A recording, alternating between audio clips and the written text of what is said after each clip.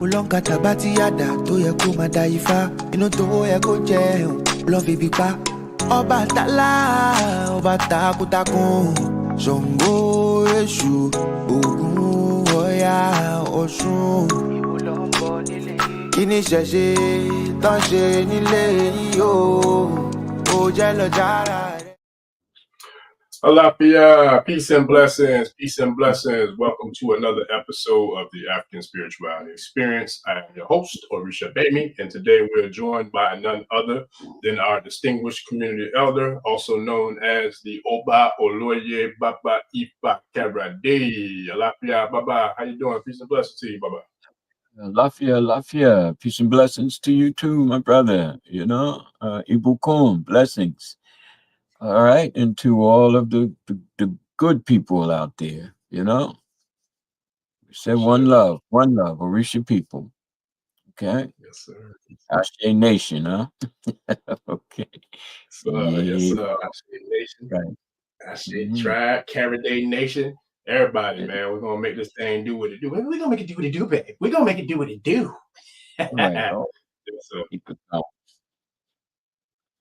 yeah, man. Shout out to the tribe already in the building. Shout out to brother Nkosi. What's good with your family? Appreciate you joining us. Pacific Dogwood, Lafayette Need family. Appreciate you joining us. I told Lafayette Need to the tribe. Appreciate y'all. Shout out to the new family members. We got I think about 3 or 4 new ones this week. Shout out to Bro Kansu, I think, who signed up last week on the live. Shout out to there's a couple more, Mr. Rodriguez, and I forgot that there's a few more who signed up. But shout out to everybody who joined the tribe, the private community.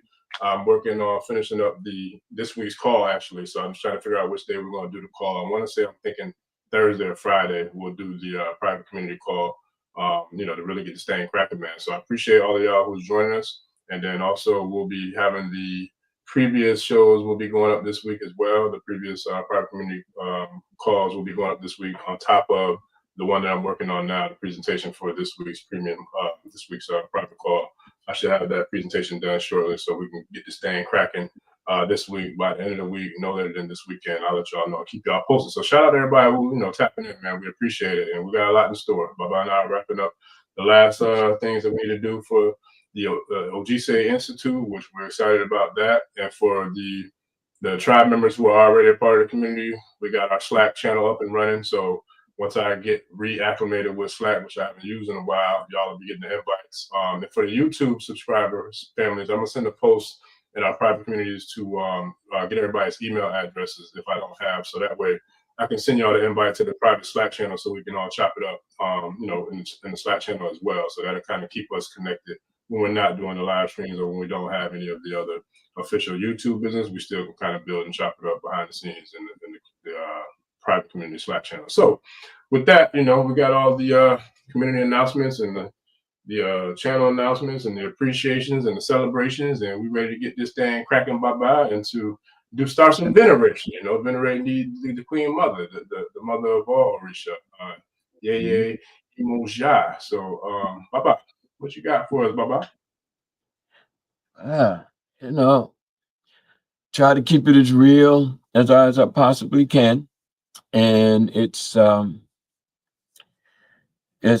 great day,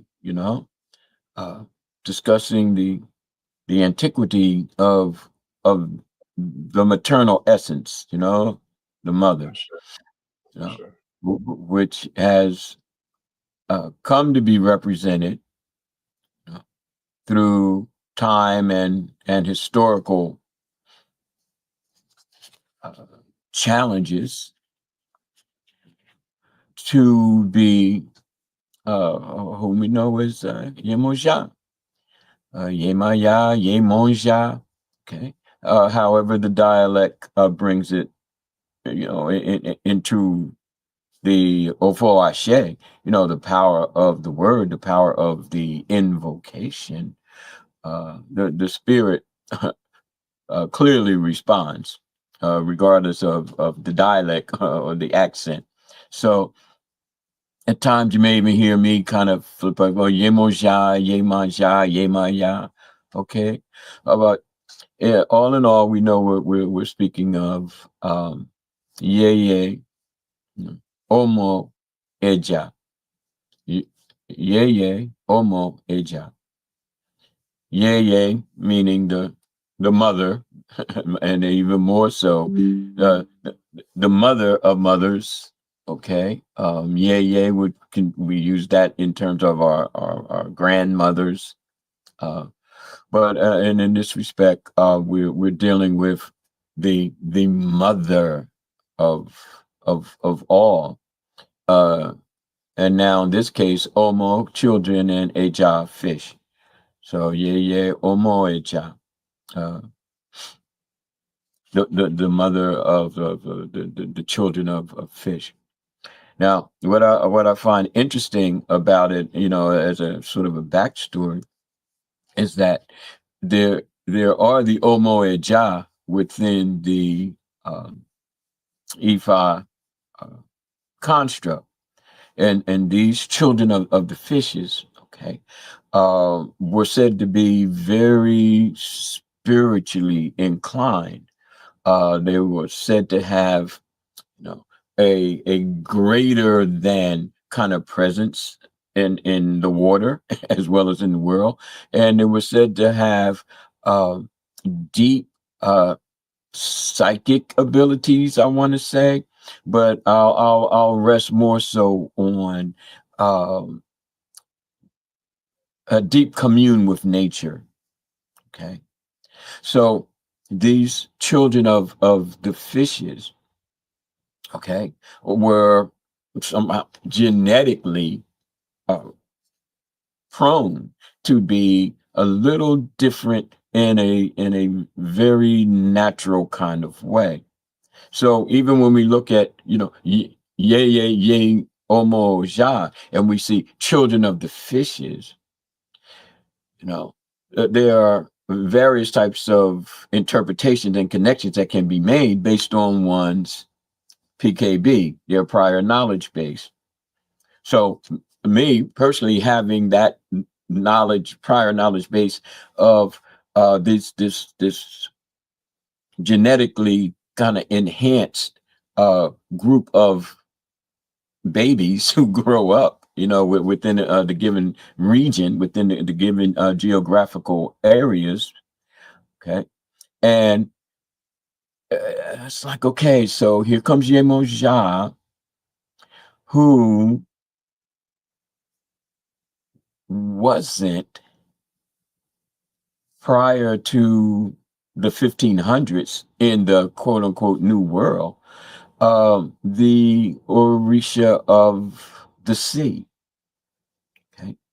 Yemoja did not become the Orisha of the sea in reverence and in holding on to, as one might call the seven African powers that we find in the syncretisms of Lukumi and Santeria and Candomblé, So we have Yemoja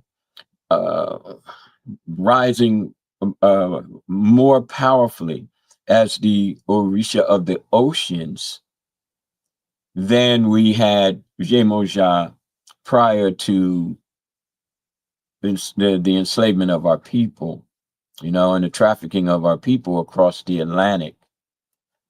Because the Olokun was the Orisha of the oceans, and Yemoja was said to be Olokun's daughter, which we could kind of relate to, because like with Oya being the river Orisha / goddess, the river goddess, okay, so was Yemoja. Yemoja was originally the river goddess of what is now known as the Ogun River. Okay, so we see through time how we adapt. We see through situations, how we recreate ourselves and how we hold on to what we can and blend together, and then take that little and make it into something greater than the sum of its parts. But for we who are into Ifa Isheshe more so from the African side than the syncretism side. Okay? I'm not saying one is better or worse than the other. I'm just saying that there are different ways of gaining and giving to our ancestral reality, and it is very vast. Okay, so I'm not even trying to say that they're the right way and the wrong way. I leave that to other people. You know, but I do know that prior to our enslavement and trafficking and being trafficked to, let's just say, uh, Brazil, okay, by the Portuguese during the early 1500s, that Yemoja did not exist before as the goddess of the ocean. Okay, she became that out of necessity. Again, prior to that, it was stated that our belief factor from various regions within a Nigeria state, from Abeokuta to Ile Ife, that Yemoja again was a river goddess. Okay, so that said, Baba Orisha Bami, I just wanted to give a little part of the backstory so that everyone kind of understands that I'm not, coming from the syncretism of, like some people, well, when's her day and what Catholic saint is it? I peacefully, and humbly state that that's not the path that I'm on. And that information can be Googled. Okay. I mean, to be right honest with you. Okay. Yeah. But very few people discuss who say that they're into Ifa and Isheshe without, the Catholicism. Again, not saying one's right or one's wrong, but if we're in it without the syncretism, then it behooves us to grasp what was happening prior to the enslavement. Okay. And so we just don't say we're about one thing, but we keep regurgitating, what we say we're not about, but we're really doing what we say we're not about. And we're not going any further than the confines of what we had to majestically and creatively develop under the horror of and the trauma of our enslavement in this new world. Okay, so I mean, at this point, I don't want to just keep going on and on because it gets deep, brother. It gets deep. Oh yeah. Yeah. Any comments or statements? Yeah, You know, I think right now the tribe just popping up, showing out, doing what they do, and just showing showing love and everybody reading each other. But I did want to give another shout out to the rest of the members of the tribe that joined. So shout out to Doris, Miranda, Mr. Rodriguez, Brother Kansu, Ekundayo.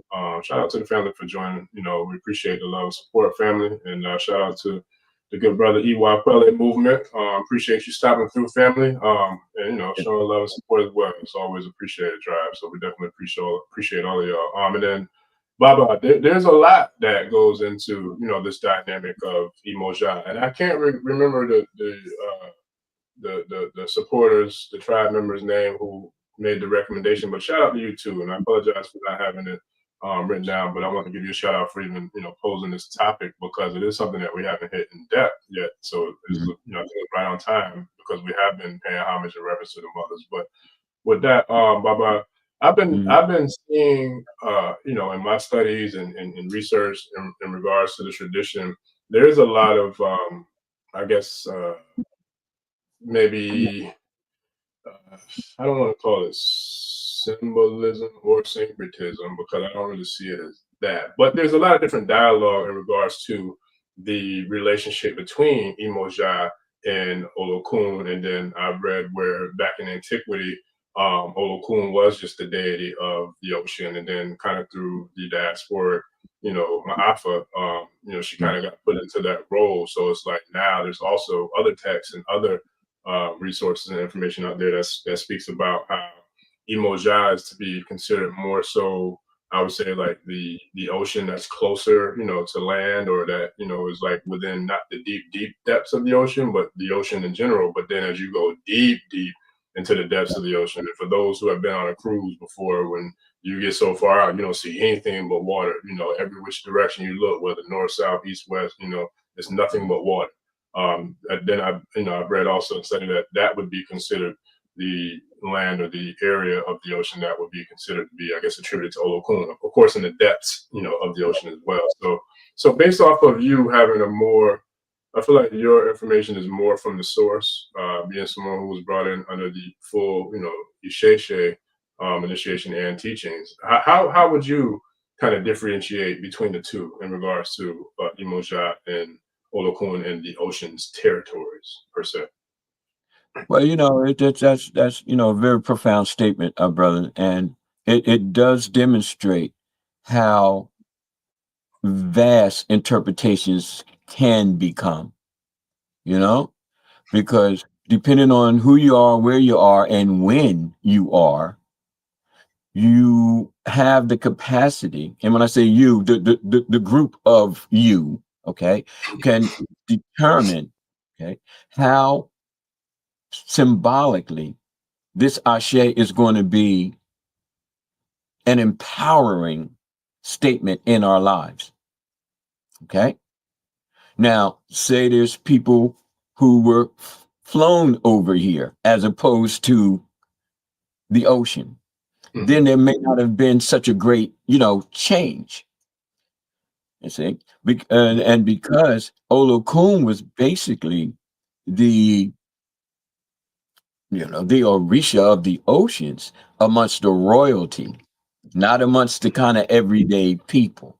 And the mudfish, which was the symbol of Olokun, was basically a royal stamp, so to speak, So you had the royalty who worshipped, and I'll put that word in quotes, who gave homage, who propitiated Olokun, because you got to remember, people were sailing and charting the seas, long before the Europeans came on the scene.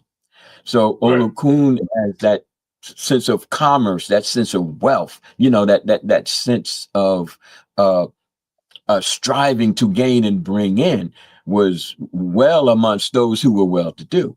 But say you lived inland, say you lived closer to rivers and not the ocean, you see. So your whole, concept and your faith factors they're going to be different than the people who live right next to the ocean, or even more so, who went out into the ocean.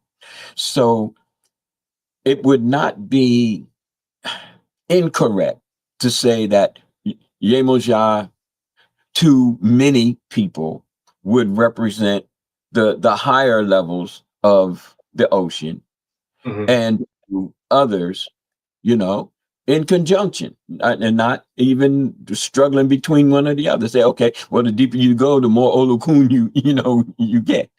Right. But everybody thought that way initially. Right. You see, but we change. Our views change. Our faith really doesn't change. And I use faith and religion, always in quotes, because it means so many different things to so many different people. But our practice and our involvement changes based on what we've come to know and what we've come to experience. I think a lot of people reflect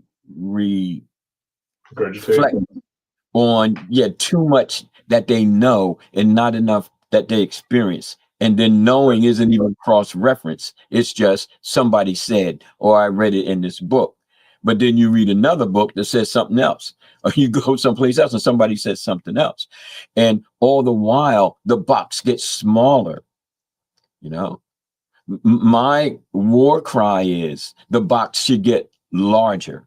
And we come to understand that there's no one or the other, it's one and the other. And then we start to see a unifying principle.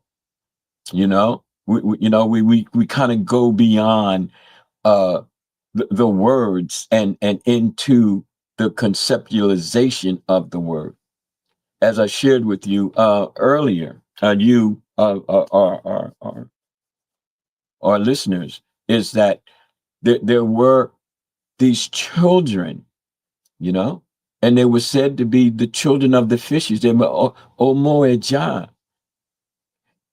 and they were known to be very acclimated towards the water, you know. So we kind of dismissed the fact that we had genetic mutations going on within our people, you know, since the beginning.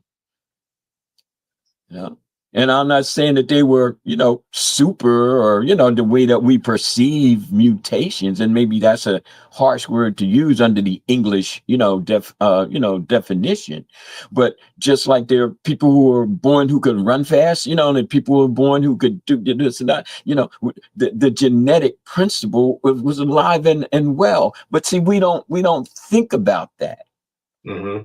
And we don't think about it because we're all stuck into this little box that says this is how you be religious, or this is how you be a worshiper. This is how you be this.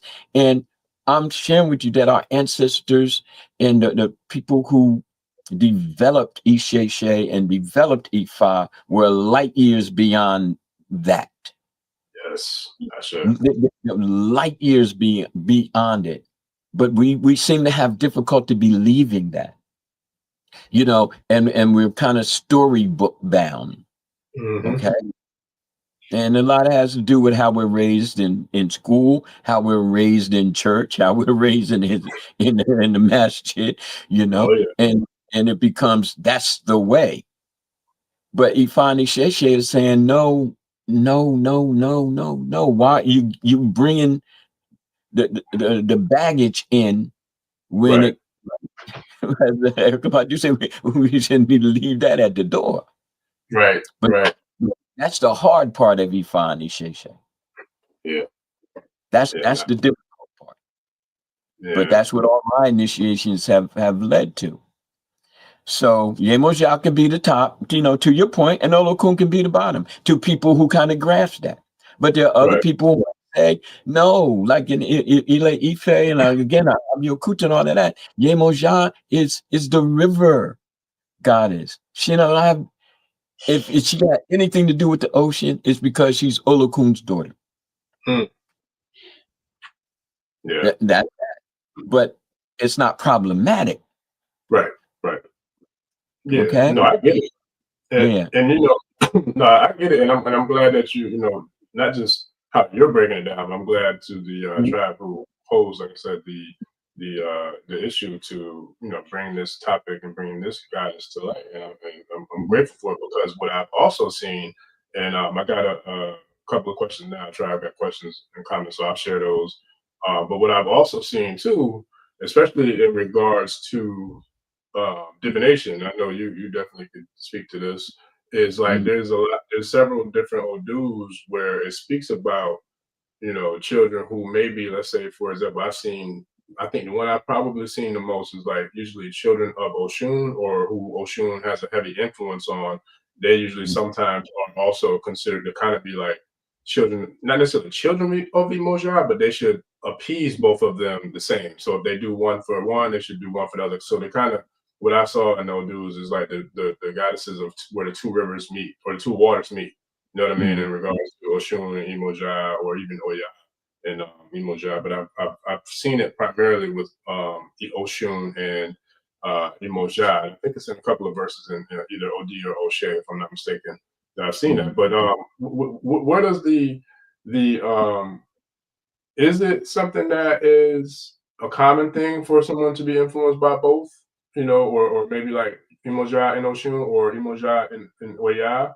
Or is that something that happens commonly, or is it something that, you know, is just based upon whatever maybe is going on in the environment of that particular person? All right. Well, underline depends on the environment. Okay. Okay. Now, what we're able to pull in is that it's not that common. You know, the Oshun folks are over there, you know, in Oshobo. You know what I mean? They're doing the Oshun thing in the Oshun River and all of that. Now, again, you have Yemoja at the Ogun River. Okay. And just like you have Oya at the Niger River. Okay. Now, the interesting thing about the question that you pose is this. Okay. Is that amongst those who hold Yemoja as the divinity of their faith, of their whom are her worshipers. I'll put it to you that way. You know, they state that due to certain situations, there was a woman by the name of Molejewu. Molejewu was back in the ancient times. Molejewu was, you know, a very powerful woman, you know, like Shango was a powerful, you know, like an Ogun was a powerful. All right. So there was a certain situation that happened that wasn't going down too well between her and some menfolk. And she fell. You know, she literally fell. Now, the question is, did she cause herself to fall? Was she pushed? That's conversation for another day. But when she fell, water sprang from her body. And those waters that sprang from her body, okay, created the rivers. So that said, Yemoja is the mother of the rivers. And to extend it, the mother of all of the Orisha. Okay. Because from her traumatic experience, when she fell, the waters from her created the rivers. Right? Now, let's look at this. Okay. When a woman gives birth, how could our ancestors not have seen, not have made correlations, connections, interpretations of what comes forth from a woman when she gives birth? The amniotic fluids, okay, the water that comes forth, and not associate that with a river. It's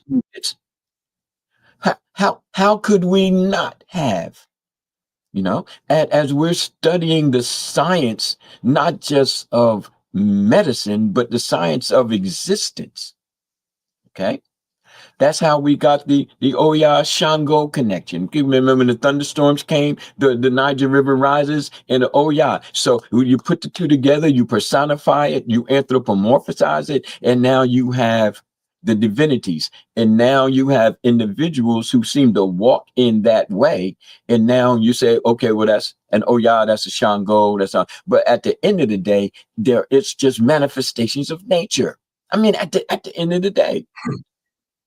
Okay, so now Yemoja becomes the seat of pregnancy. Yemoja becomes the ovarian. Yemoja becomes the umbilical. Yemoja nurtures the child and the amniotic fluid. So when that happens and birth occurs, then the world takes on a newness every time, in which each newness there's an Orisha. Okay. And with each coming forth, it's not the Olokun, it's not the seed. Olokun was never said to be the Orisha of pregnancy. Yeah. But how can we not again connect pregnancy, the forming of a child inside of the mother's womb at some point looks like a fish. Yeah, but shout out to Bro Consul because he was speaking that in the comments. Yeah. He was right. He was right there. We were neck and neck, man. Yeah. So if I'm one of the women or part of the women who are the midwives, okay, and I start to notice this either by accident, the woman father, we have to cut open. We were doing cesarean sections long before Caesar. Okay. Right. That's where the cesarean, it's like, come on, this is old school stuff. But there are times, perhaps an accident, people are taking notes and like, well, at this point, this child it's not, truly formed, or if there was a premature birth, and we start to see the correlation between the development of the child inside of the uterus to being inside a fish inside of the water. It's not too hard to put two and two together if you put two and two together. Yeah. But we don't think like that. We don't think like that. And it's not because we can't think like that. It's because we're not set on that path to think like that. Yes, sir. Okay. We're still sky goddish. We're still all out there. But the Orisha, like your existence is the very essence of IFA initiation. That pregnant mother is Yemoja. And when she gives offerings to Yemoja, she's strengthening her Yemojaness. Oh yeah. And so that to me is crucial, is critical. And that's how we, expand our consciousness to grasp the fact that symbolically this Orisha is the mother of the rivers and subsequently the mother of the Orishas. Sure. Yeah.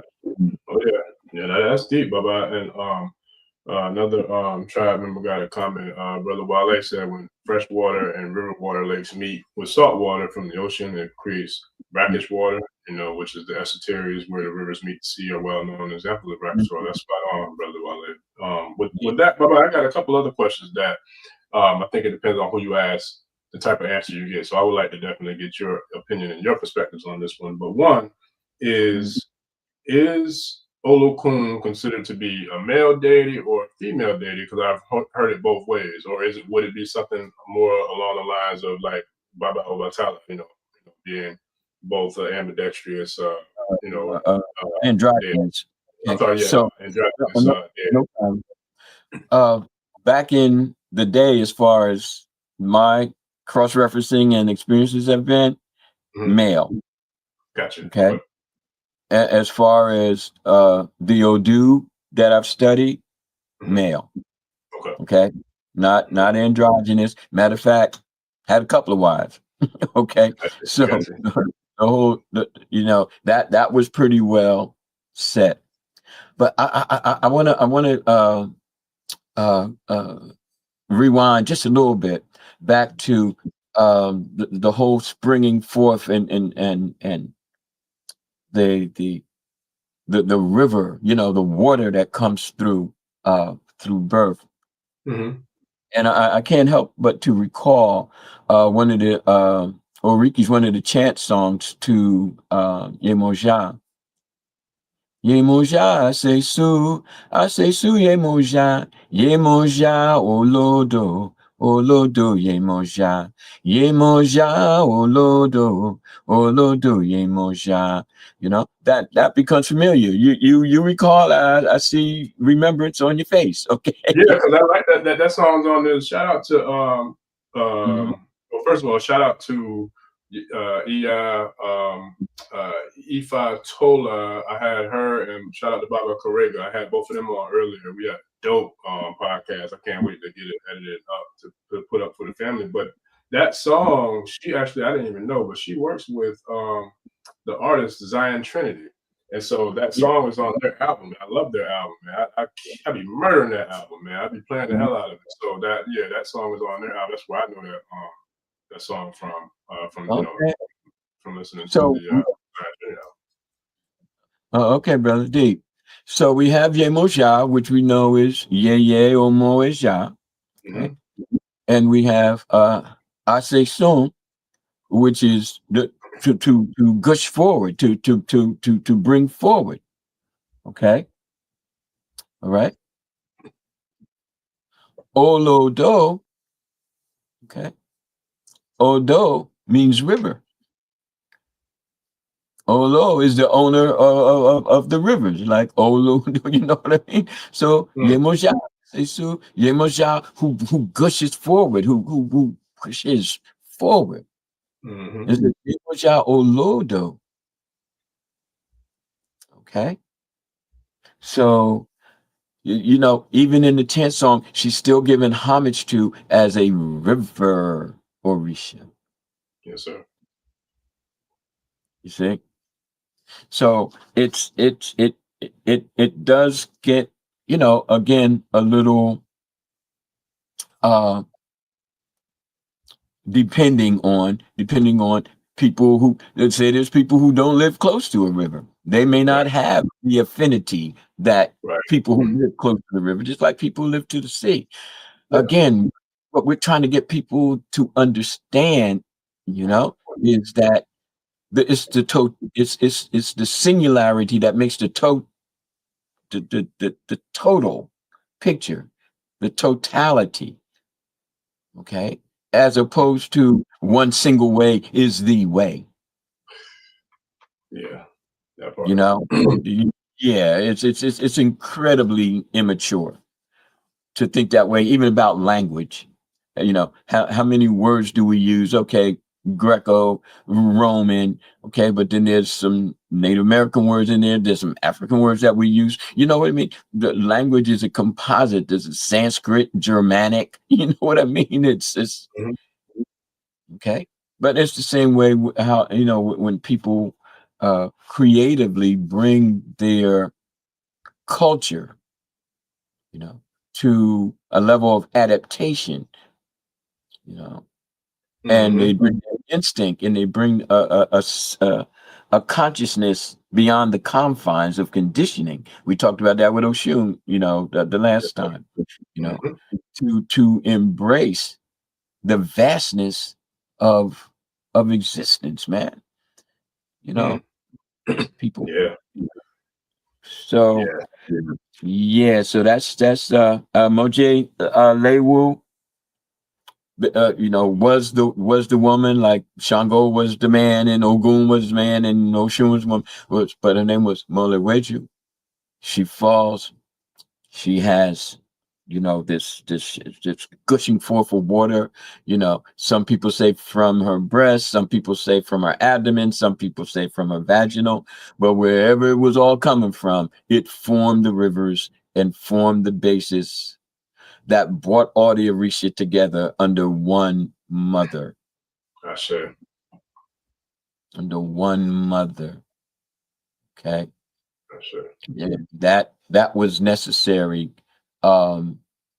especially during the separation from our mothers during the Maafa, especially separation from our grandmothers, and especially with babies being torn from wombs and slaughtered, and we're witnessing this, and especially when mothers are wailing because their children are being sold off, to various labor camps throughout the countries, and it happened right here in the United States as well. And the Oh, yeah. U.S. does not get a pass.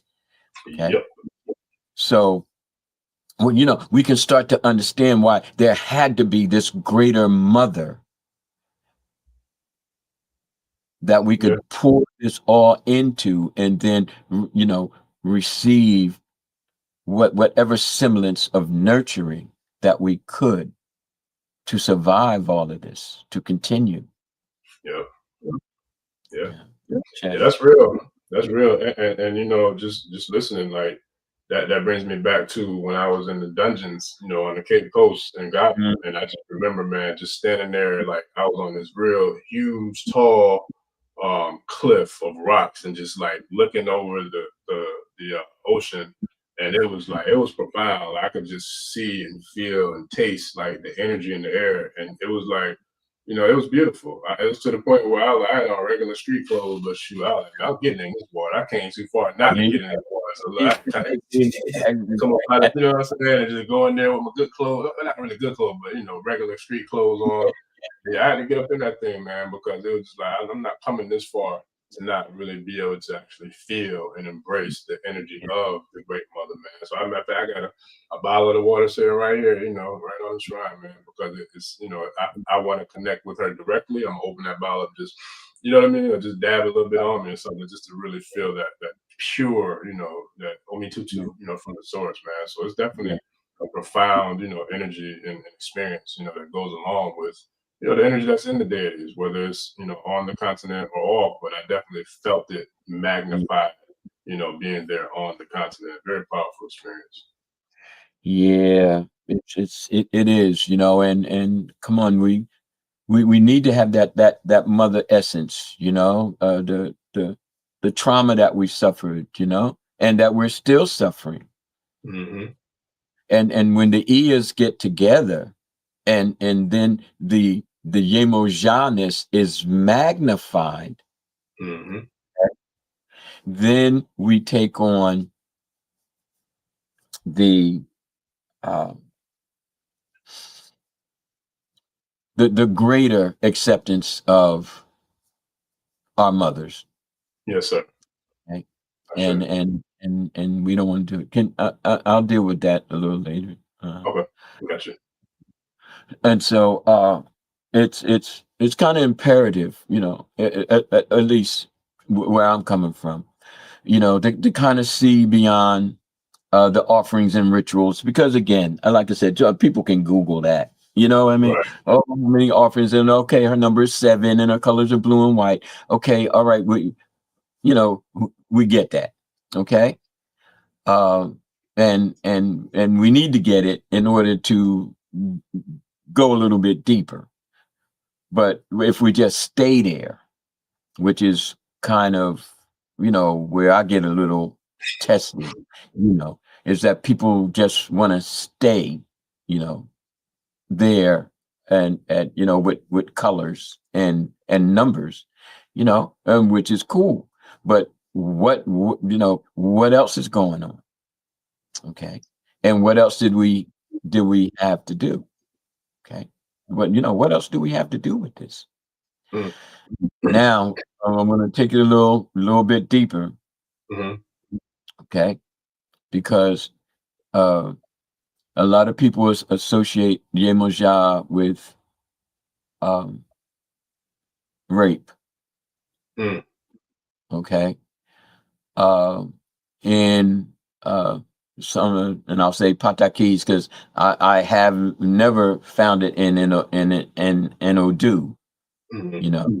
Where Her and Olokun or incest. yeah, I've heard that. that was reason for Ogun going into, yeah,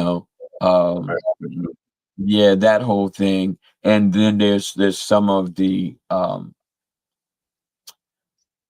statements, even within the IFA, IFA, where, and the Yemoja women folk as the Galede, okay, who formed the power of women,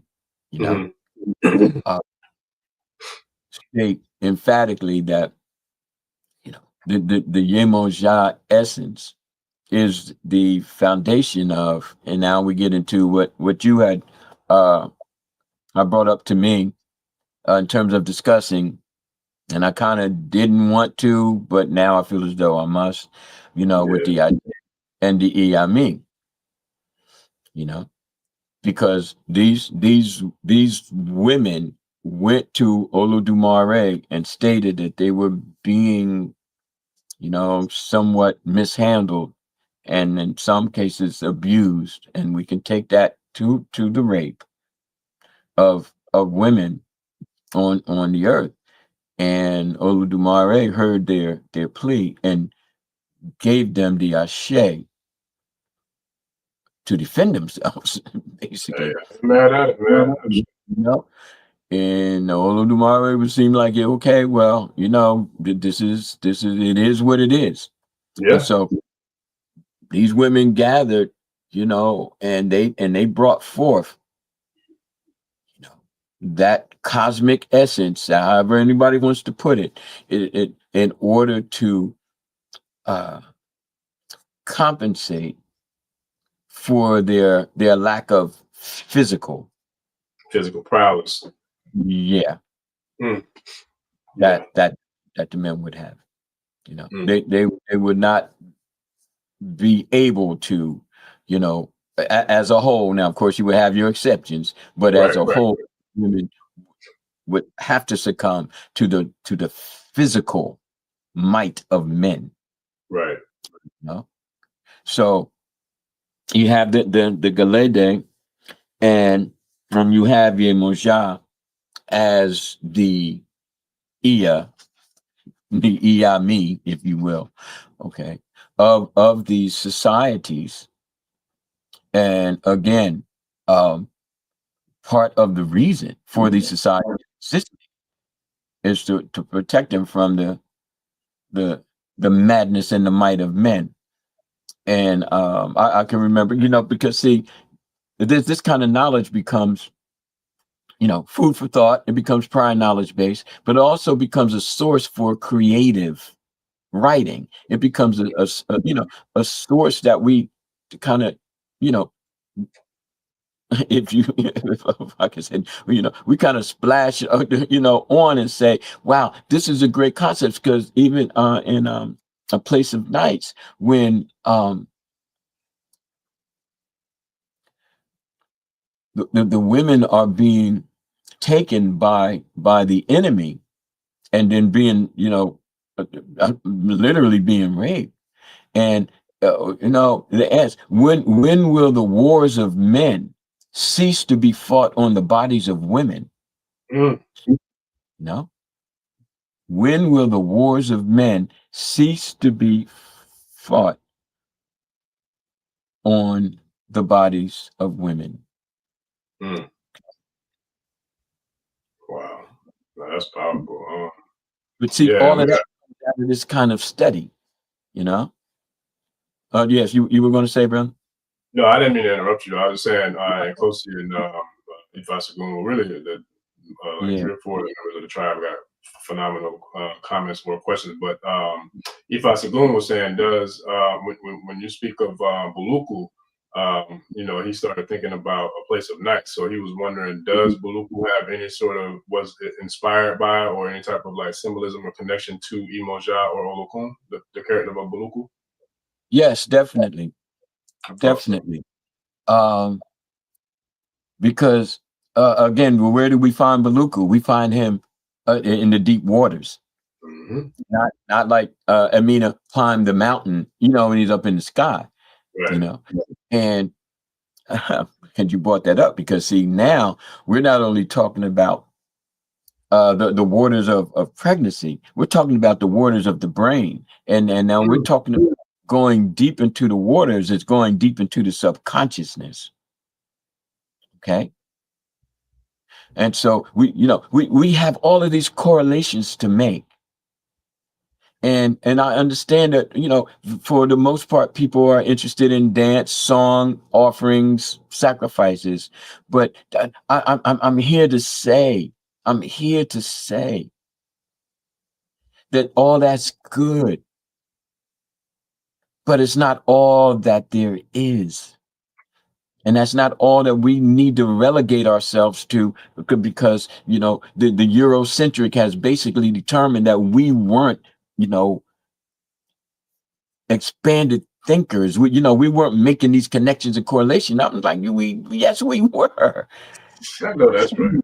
Yes, we were. We can't just sit back and be your entertainment.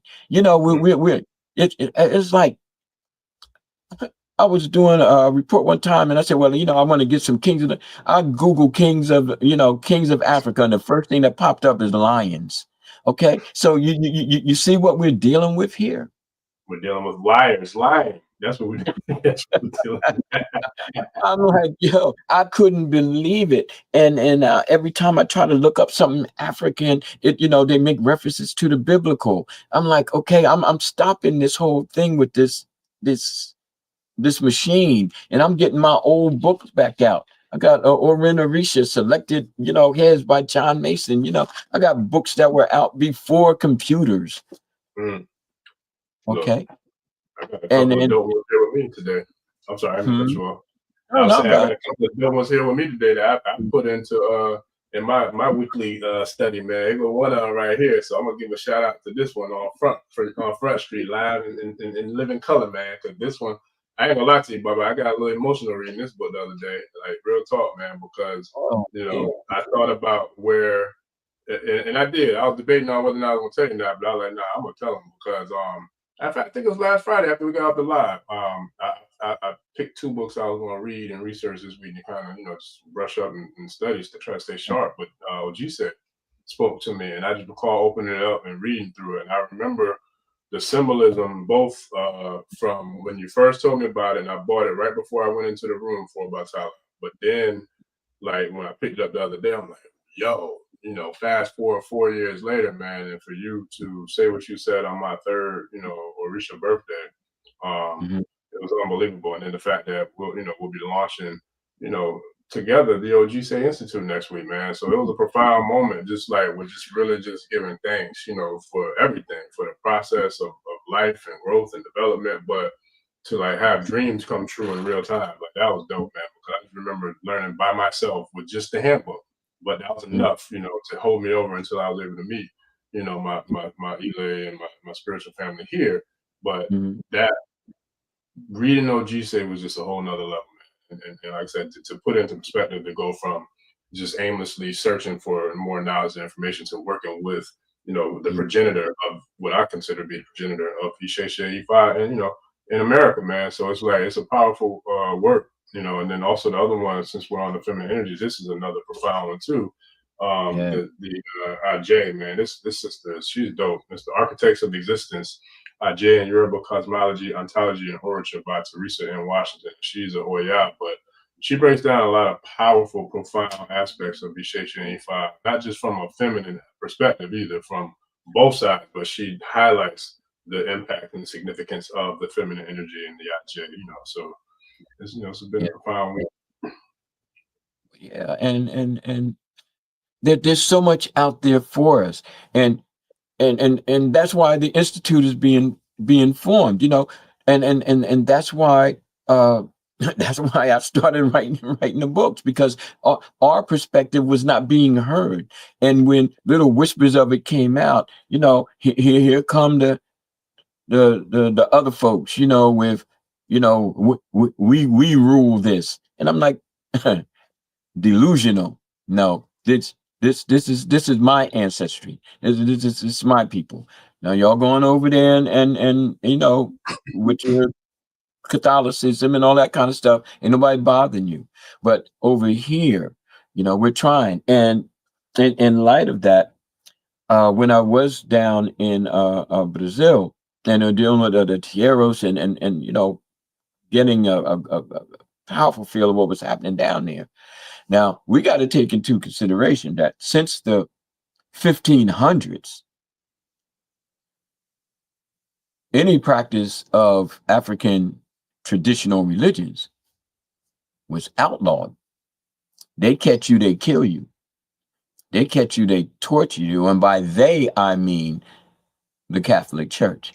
And by they, I mean the powers that be, from the quote unquote slave owners to the police and politicians. It wasn't until 1970. I was born in 52. Just to put the time perspective on how not so long ago that was. You understand what I'm saying? How not so long ago. And I'm not even going to talk about the islands.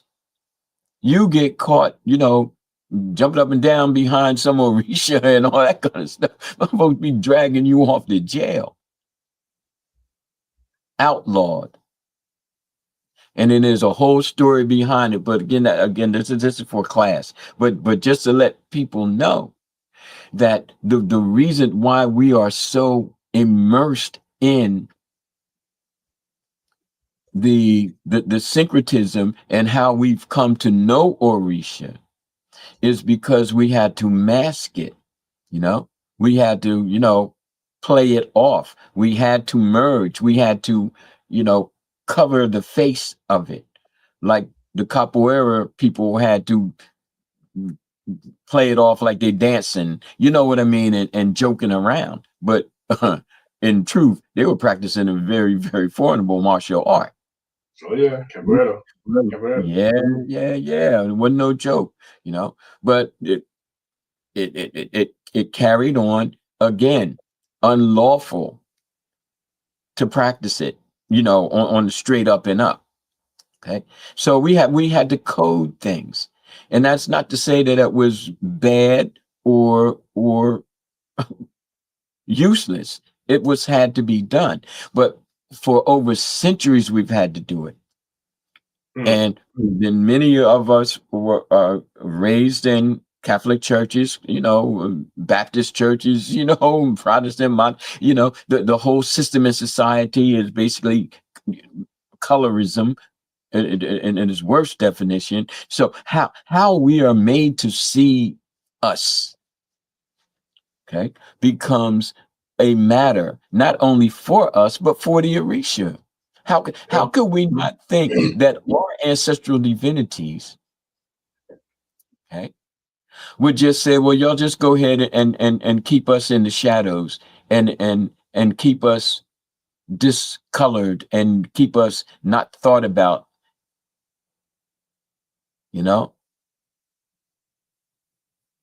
So here we are trying to say, let's learn more about the pre-enslavement. Let's pull on that. Okay. And not the 600 years or so, okay, that we've been enslaved, when we've been in existence for 60,000 years. Okay, let's try to understand Yemoja from the mother of, symbolically. Okay, now it's not to say that the syncretism isn't of value even today, but what happened when I was in Brazil, fast forward, is that the Tierra by this one Iya who was like, I want to know more about the essence of the Orisha without the syncretism. Boy, they ganged up on her and they made it so hard for her. And now, remember that this has been going on since the 1500s. So you have children born into the syncretism. You have people being Catholics and Orisha people, and now you starting to see folks kind of tearing away, but it's hard. It's hard, Even now, I just read an article about her, and I actually met her. I actually spoke with her, and Mm. it's still problematic. It's still problematic because we're still kind of stuck in a slave mentality, but it's not our fault. Economically, politically, we know we're underrepresented or not represented at all. I put articles in Global Perspectives where my goodness, the politicians, they were going after Orisa people like cats chasing mice, because they Which wanted one? to make it a political statement. No, I said it sounds like a witch hunt. Oh, definitely. Definitely. Mm. Definitely. Speaking of like symbolism, Baba, are you familiar with the Olokun festival? Well, I believe it's a band, but it got so big that they made a festival. But that I was sharing in the comments while you were while you were dropping knowledge with your last answer, that the Michael Jackson song "They Don't Really Care About Us." That was Yeah. a song that was kind of like dedicated to Yoruba culture. He did that in Brazil. He filmed the video in Brazil at the Olokun festival. And yeah, you know what I mean. Like he was shouting out, Orisha, like in Yoruba culture. Yeah. So Olodumare. Yeah. And then there's the group, the musical group. Yeah, They came, I'm listening to them back in the day as well. yeah, So man. yeah, the things about Michael Jackson that you don't see a lot of. Right. And then ain't nobody gonna talk about that part of it, but they'll bash him and accuse him and tear down, try to assassinate his character, but they don't give him the props that he deserves and earned as being the king of pop and legitimately the king. But he was about that life too, very very spiritual brother. That I'm Yeah. learning more about now. And his and what him being an ancestor. Yeah.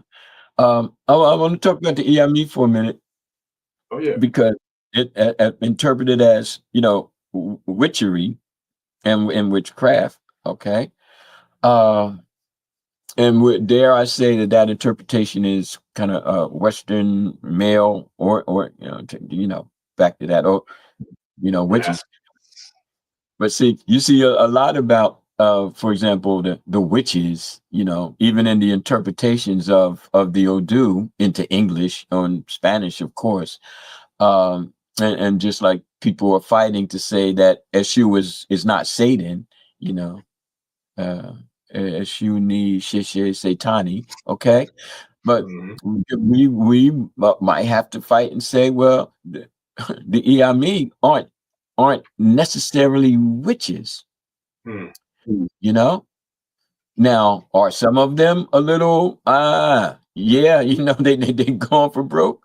Yeah, just like there's some men, but we don't hear about men being wizards, quote Right. unquote, or so.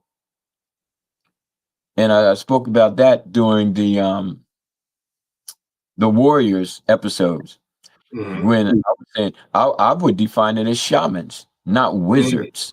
You understand? Big So difference. Big yeah, difference. but see, we're stuck on English. We're stuck on Greco Roman language barriers and prejudices because they were haters of women. Up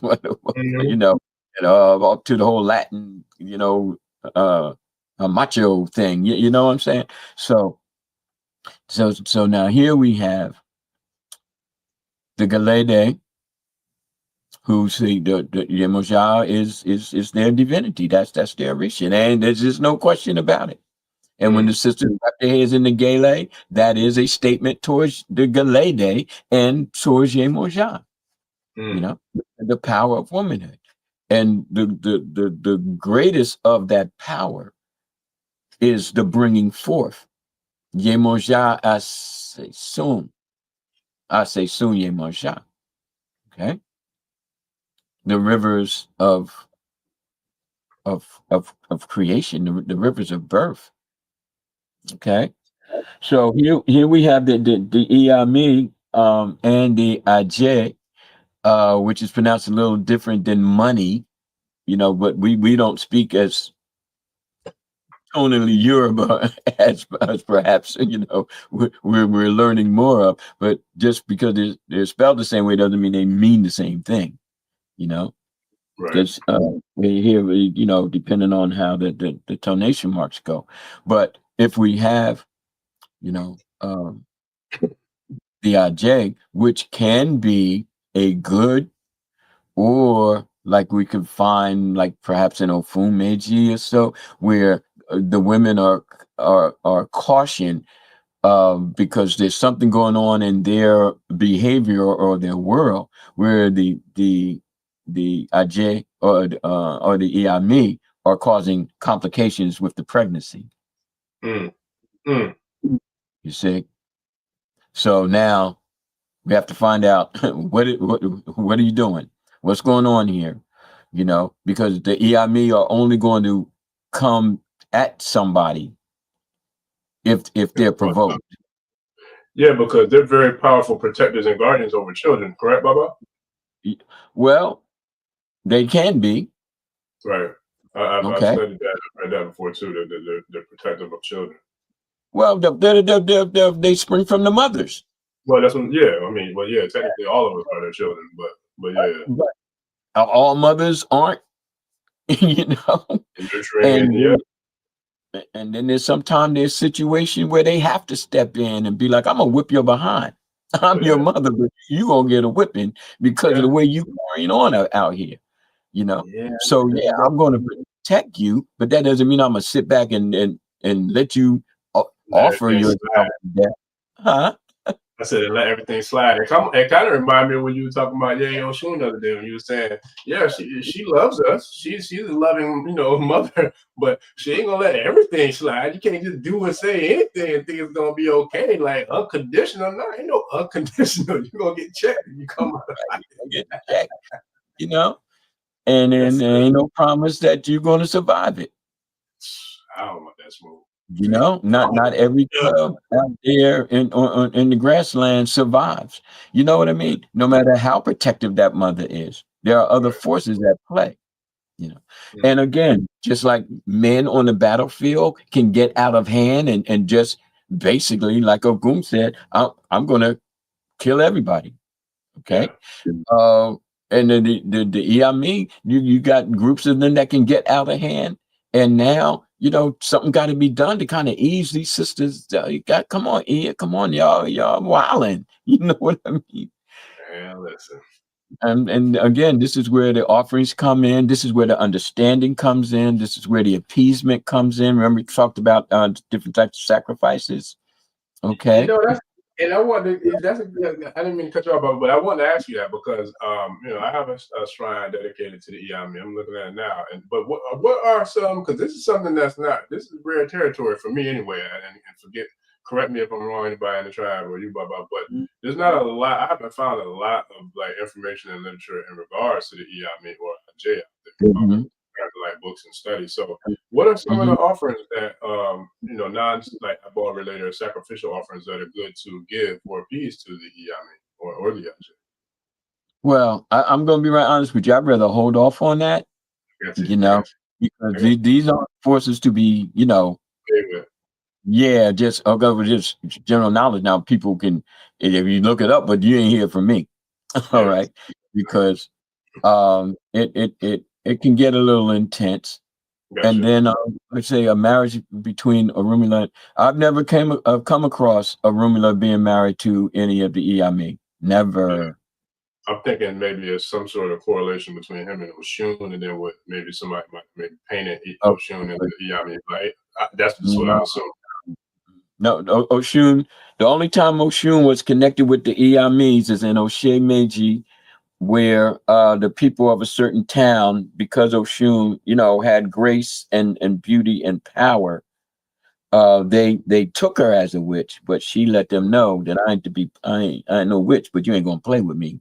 No, that's right. You know, so no, there's been times when Orumila had to deal with the witches. Yeah, I've read that before.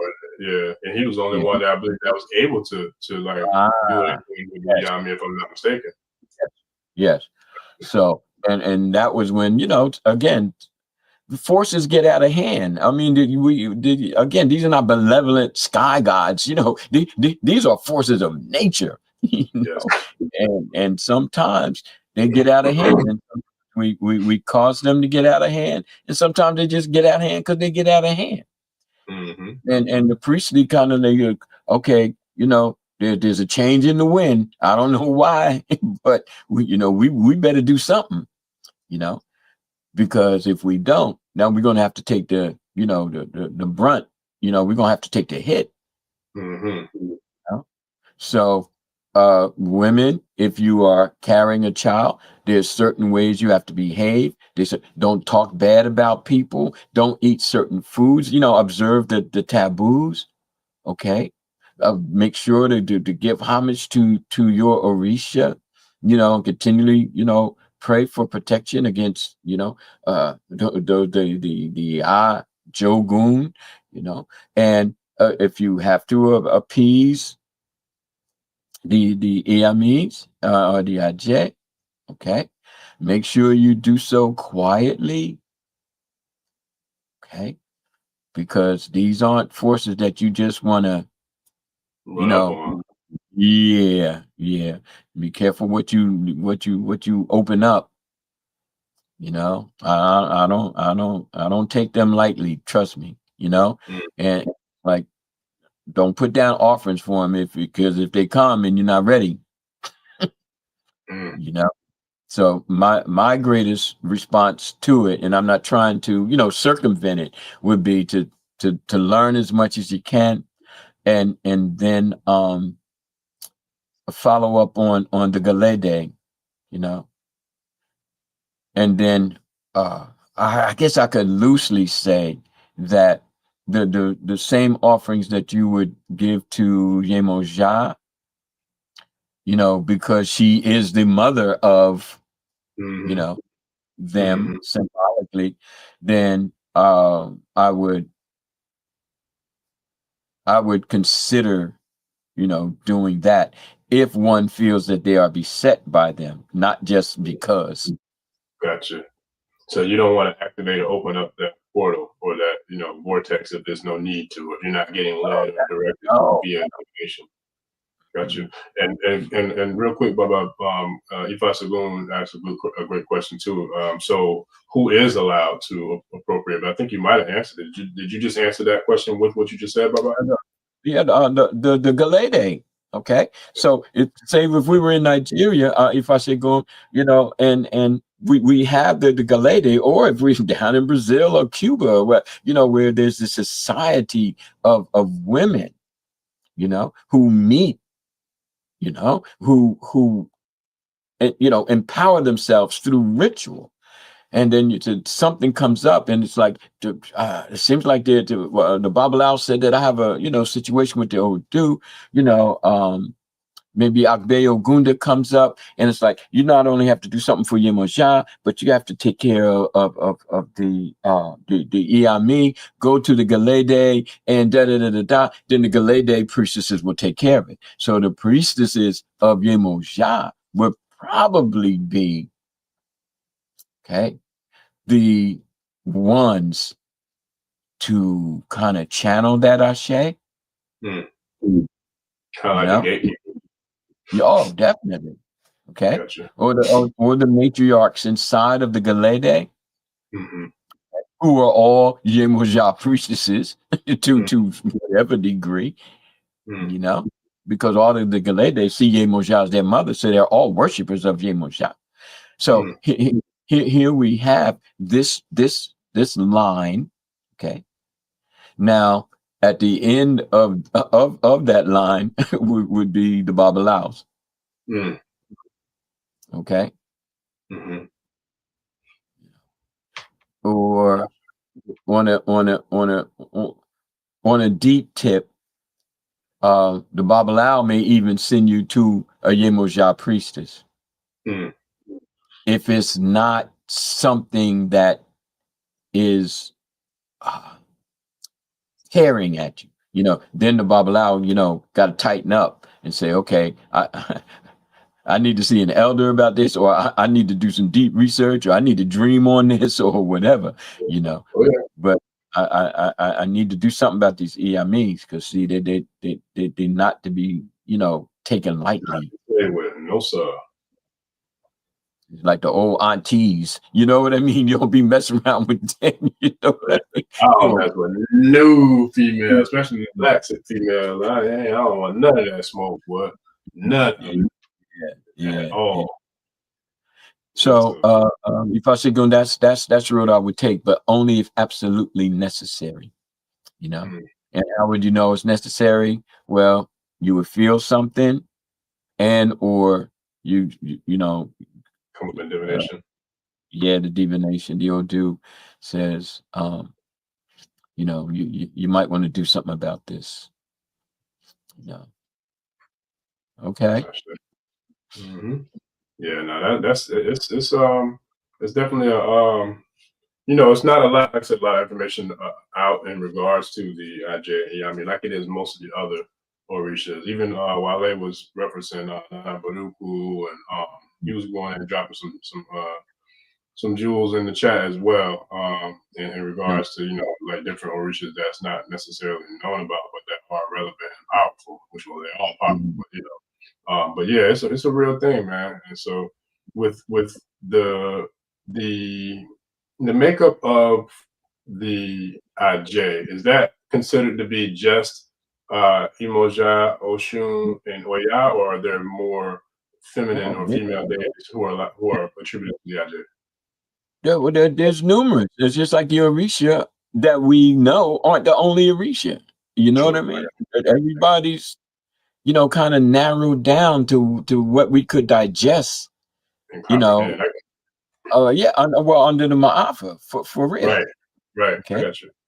And then to add to that, my brother, it depends on what region you're from. Yeah. Okay? Yeah. Because but like I said, if you don't live near, you know, a river or the ocean, you probably, I heard about Olokun and Yemoja, but you know, that's cool. But up here we got we know we got the Olokun, we got the Orisa of the farm, you know, because we're farmers. Okay. We know what you do. And the people who live near the ocean might not have anything to do with the Orisa of the farm. Yeah, that makes sense, though. It's perfect sense. You know, because even in Nigeria, oh, sorry, go ahead. No, I was saying Nigeria, you know how it's like towns or you know, states that are dedicated to one Orisha. There is no this Orisha, that Orisha, that Orisha. No, it's like Obatala is Obatala, Oshun is Oshun, Ogun is Ogun, Shango is, you know what I'm saying? It's like straight up towns and tribes, and that's it. It ain't no mixing of nothing. Or even like we dare to say like Trinidad, you know, with it being a big Shango island, you know. Shango, yeah. Yes. And so, but see, that's another thing too. When we look at the syncretism, you know, not to go, you know, too far, you know, off topic, but we are talking about the Orisha.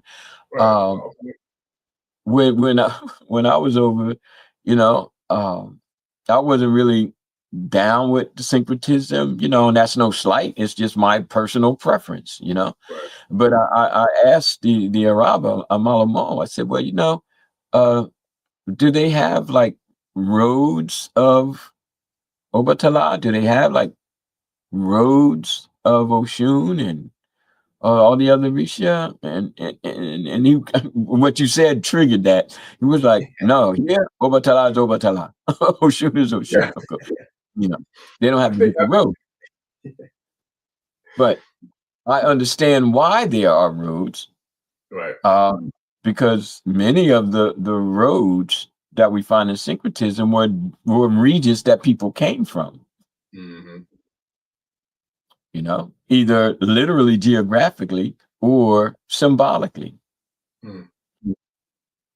And the different roads started to kind of take the place of the different kind of personalities and psychospirituality that the individual who was now becoming, you know, an initiate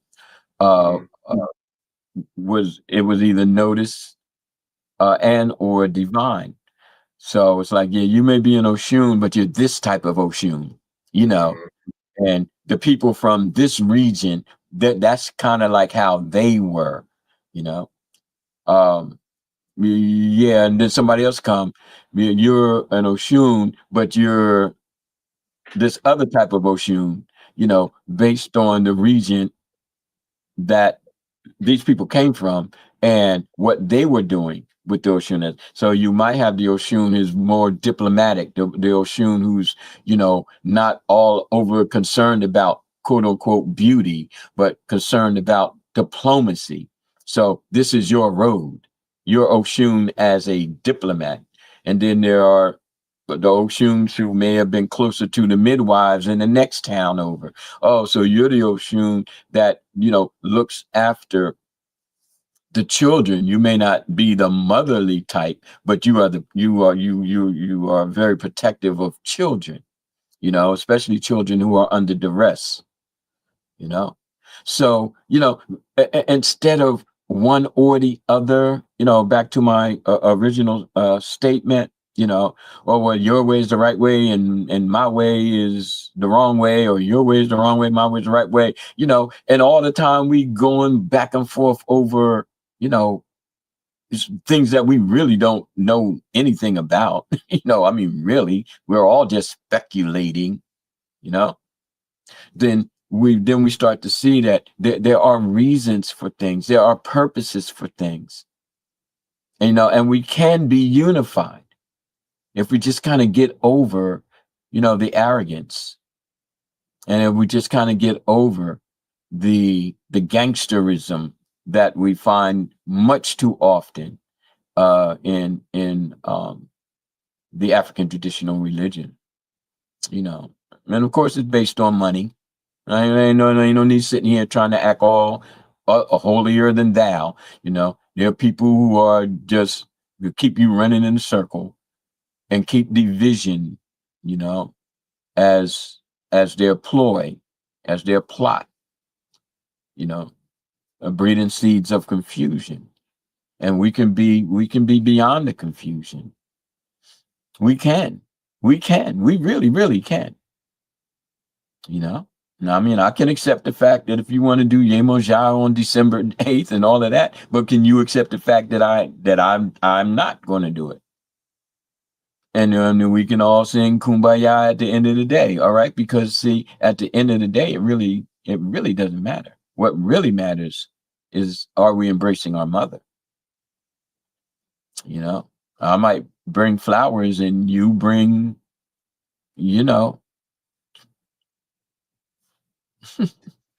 Yeah, I can't remember the name of the drink that she, she like. Can't think of the name of it. It's like almost looks like a syrup. Molasses. It's like, yeah, molasses. Yeah, molasses. Yeah, Yemoja molasses, great. But you know what molasses is strong in? Molasses is strong in iron. And so here, here we go. And this relationship between these types of foods, and especially with pregnant women, because the baby is literally feeding off of the mother. That's why women in the past who hair didn't grows faster, nails grow the faster. hair, the teeth fall out. You know what I mean? And it's like, well, why are these old people looking so old? Well, you find out they have 4 or 5 babies. You know what I mean? And that's not the problem. The problem is they don't have the type of nourishment, readily accessible to replace, what the child, literally takes from the mother. And now you're dealing with a Yemoja type of individual. I'm gonna tell you this. One of the first highlights of me getting involved in IFA Sheshe was through a Yemoja priest. Wow. And I'm going to be right honest with everybody out there. It took me a while to wrap my head around a male having a female Orisa. Priest. And I tried not to make it so known, but as I introspected, it became clear to me just how conditioned I was. Yes. You know what I mean? Just how landlocked I was, even though all African traditional religion, and he's a Yemoja priest, okay, from Puerto Rico, Okay. Now I actually went to Puerto Rico to study with them. Okay. Mm. And the whole thing about uh, being amazed that we can have men who are, since we're talking about Yemoja, who are priests of Yemoja. Mm-hmm. Everywhere I'm reading, oh, the motherhood and pregnancy and la da da da da, and we're Right. so split between gender, masculine, feminine, and like Yeah. all men can have Ogun and Shango and Obatala, and all the women have the women divinities. And I'm like, well, darn, what if they tell me I'm a priest of Oshun? Okay. Mm. Yeah. Based on what everybody's saying about Oshun, how am I going to roll with this? Yeah. Now you got to remember, I'm old school, so you know what I mean. It was a Oh, yeah. little bit before all this kind of thing, that we see these days. But it was like, wow. But I appreciated it. There was something inside of me that says, why can't men be loving? Why can't men be motherly? Yeah. You know, why Mm-hmm. can't there be that side of inside of us that that makes it possible Mm-hmm. to reach that harmony inside where a man could be a priest of Yemoja. Right. Yeah. Yeah.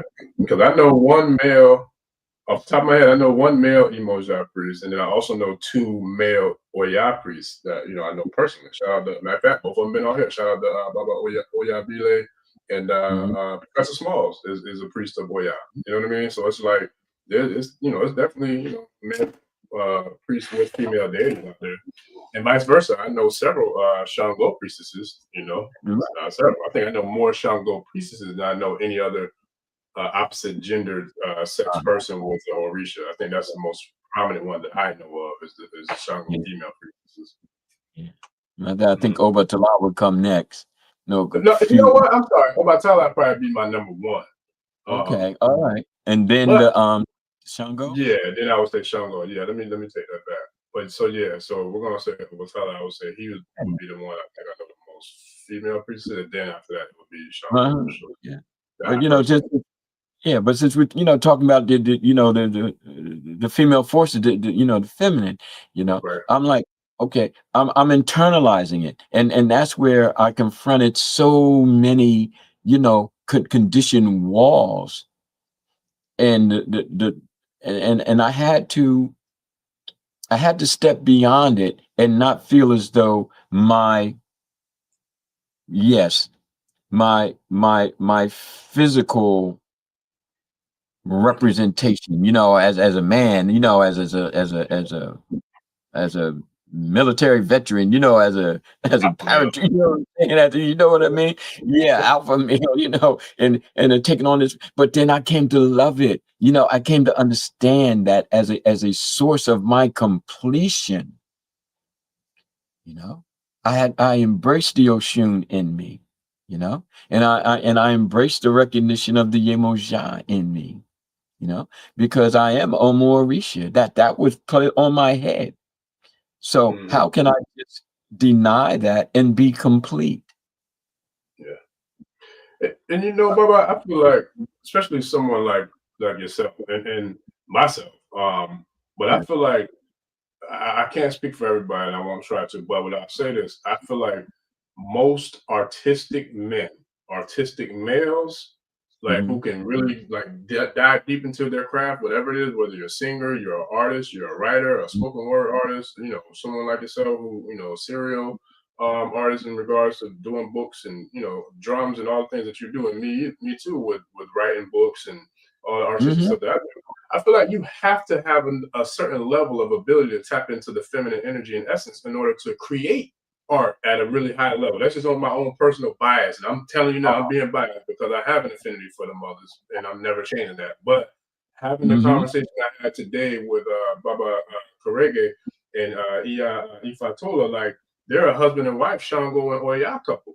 And I asked him, mhm, like, how does that work? That's a lot of powerful energy going on. It was a phenomenal answer from both of them. I ain't going to ruin the episode. Y'all see it when it come up. But it was dope, though, because they're both creators. They're both authors and, you know, play music and all that stuff. But just in hindsight, man, I really do feel like as a man, and I consider myself to be a man's man. So it's like I still don't have a problem with embracing feminine energy. And actually, I feel like it helped me tremendously, especially when it comes to anything creative. Anything creative. You know, one of the deepest things that I found out about Bruce Lee, you know, was that he loved the ballroom dance. He put on his own dance and go out, and he was a competitor. You know what I mean? On the nuts, dance, it makes sense. I'm like, you see, you know, and you're going to stand up against Bruce Lee? I think not. You know what I mean? Because he'd be like, hey, he wasn't no big dude, but you can go ahead on, man. Miss me with that, man. Go ahead on, Bruce, with that foolishness, yeah, you know, and there was football team back in the past. I want to say the Cowboys, but whatever. But the head coach, which back in the 60s, he brought in ballet teachers to start working with his team. And what he found out was shocking, you know, that once they became not just more flexible, but more like, you know, moving as a unit. Yes. They started to perform better on the field. Because see, that whole different man and I'm rugged kind of thing, that it can work better once the fluidity and the flow and whatever we define as feminine becomes not relegated to chores and sex and having babies and you know, I mean, the Western mentality. Oh yeah. And it's pretty deep. Oh, now going back to molasses for anemia. Yeah, on Pacific. Well, that's because of the iron. You know. Yeah, yes. That's because of the iron. Now we could take a step on the wild side and then make that connection with Yemoja and Ogun, because iron is necessary for the body and iron is necessary for the blood of the mother and the child. You see, those separate, they work in the harmony. But when it gets out of hand and there's deprivation or abuse, like in this in the case of rape, what we don't really hear about Oshun being raped. We don't hear about Oya being raped. You know, there's no connection. But in two instances, you know, we find where the Yemoja is raped. You know, again, one was with Ogun, and one was with Ajagu. Shango's father, you know, in terms of, you know, the volcano and all that. Wow. See, I haven't heard that one. I did hear about Ogun, but I never heard of one about Ganju. But see, now again, we're talking about symbolically. Right, I got you. Now, so we're talking. So now that's metaphorically speaking. If you're talking about okay. So, and for those who might not know Oganju is said to be Shango's father, but also the Orisa, who is the god of the volcanoes, volcanic eruptions. So that would be the equivalent of a volcano erupting with all the hot molten lava then dripping down into the water of Yemoja. Is that like the type of break, like more of a? It could be. It could be. That's deep. That's real deep. So now, how, you know, and you see this whole rape thing, you know, is worthy of discussion within the Orisa community. Yes. You know? Yes. Because on the African continent, one of the major problems that we're having is rape. Yes. Colonized, raping and pillaging the land. And those who have been colonized. Yes. Because soldiers, and even prior to the Europeans, would consider raping the woman of their enemy as a spiritual onslaught against their enemy. Because It's a disruption in the spiritual flow, and then that would have a negative impact on their enemy. That's sick. Oh, it gets Sick. deep, man. Well, yeah, I mean, And we've seen that, of course, with our plight, with the, you know, oh with yeah, our. well, yeah, with us. Mhm. But rape wasn't even, and still is not really enforced as a crime against humanity. But they've been trying to push it in the United Nations, and they say that it's done, but there's no enforcement of it. There's men who can get away with rape right here in this country, Oh yeah. Unfortunately, it happens all too often too. all too often.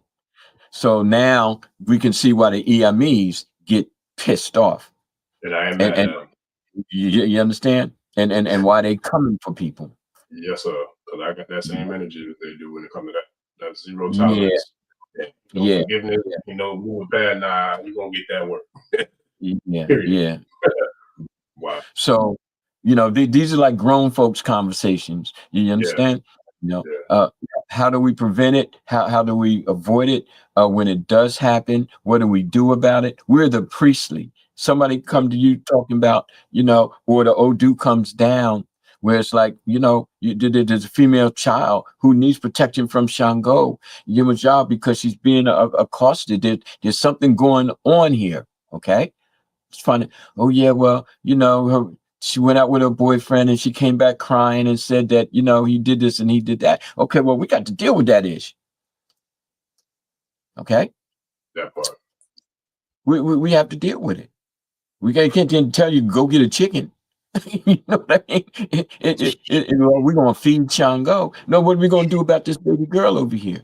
Because Oh yeah. now the Iyamis is like, oh, we got a candidate. Mm.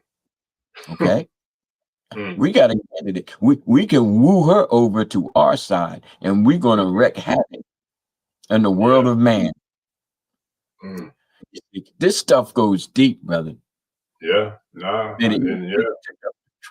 well, Yeah. unfortunately, in Kosi, the power of of the force of you, man, can waylay any type of protection that we say we have. Mm. You know, I mean, churches have been bombed. The little girls were sitting in church, and the white dude flies over and drops a bomb. They sitting in Mm. church praying. So yeah, we want the Iyami to protect, but we have to know what happens when somebody breaks through. Mm. Just praying to the Iyami for protection, and that's not enough. Yeah. We were praying for protection against being captured and enslaved. Right. You Mm. know, so we have to Well.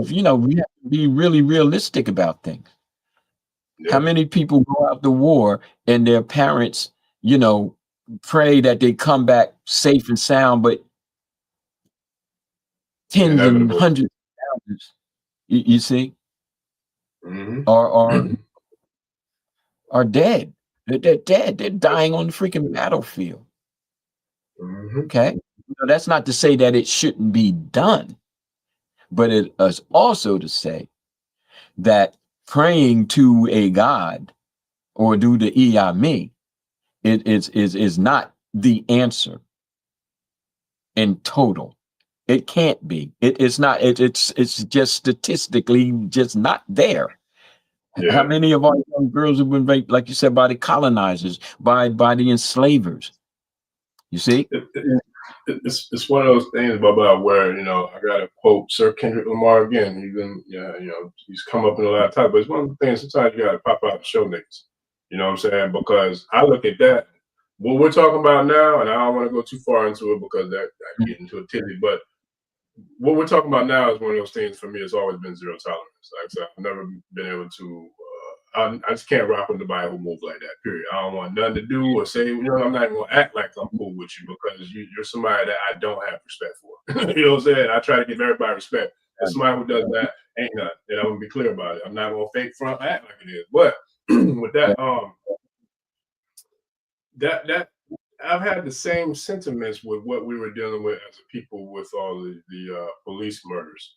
because I felt like, and I'm not going to go down that road all the way, but I also have the thought process that if you continue to allow that kind of stuff to happen, then of course it's going to continue to happen. But I look at it like the bully mentality. If you go to school and the bully smack you in the back of your head and taking your lunch money every day, or stealing your book bag and taking what they want, they're going to keep doing it.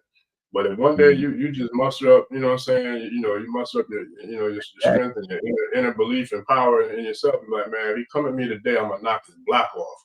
And then, you know what I'm saying, if and when they do, and you give it to them, what I found in personal experience is whether I won the fight or not, it solved that problem with that bully. You know what I'm saying? Because at some point you get pushed to the point where enough is enough. And I was just reading the symbolism in regards to the Haitian Revolution in Ogun, and the Bokas Keman ceremony where they invoke the spirit of Ogun. It's like when you get to a point where you push a person or a people or, a nation to the brink of destruction or the brink of extinction, you're going to get that last force of, saying, okay, well, here we go, let's get it. And then you pop out and show them, and then there's that. So, so it's like, it's just one of them things where I can't, I'm never going to condone somebody getting towed up by the Iyami, but at the same time, I understand why they get towed up if they're doing those types of malicious acts. Yeah. But then we have to look at the laws of the land and who's privileged and who's not, and who gets put into certain situations. And if the white girl called rape on the black man, oh, it's over. You know what I'm saying? So we yes must give to the divinities all that we can, but we're going to have to teach our young ladies, don't be scrolling and getting involved on the freaking internet with some guy who want to come by and take you for a quick ride, and you feeling all beside yourself, and you just gonna go do it. That Iyami ain't going to stop you from doing it, and ain't going to stop anything from being done to you, no matter how many offerings your folks put down. But we have to take the reality of it. What the Iyami are saying, young lady, that you need to stop doing this because I'm warning you, and they're warning. You understand? We got to inject it in, and not just put down an offering or pray it into existence. That's just not going to happen. Just like we had to march for civil rights, and we had to do, Black Lives Matter for police brutality. We have to do something. Yeah. The revolution they weren't just sitting around chanting to Ogun. It was like, no, we're picking up these daggone machetes. We get these rifles. So we're empowered by these forces to make our stand and protect ourselves. Yes, sir. Like I said, these ain't no sky gods. We're not praying for salvation. We pray for support. We pray for empowerment as the manifestations of Oludumare via the Orisa, the Irumole, and even the Ajogun. See? Yeah, that's deep, man. Shout out to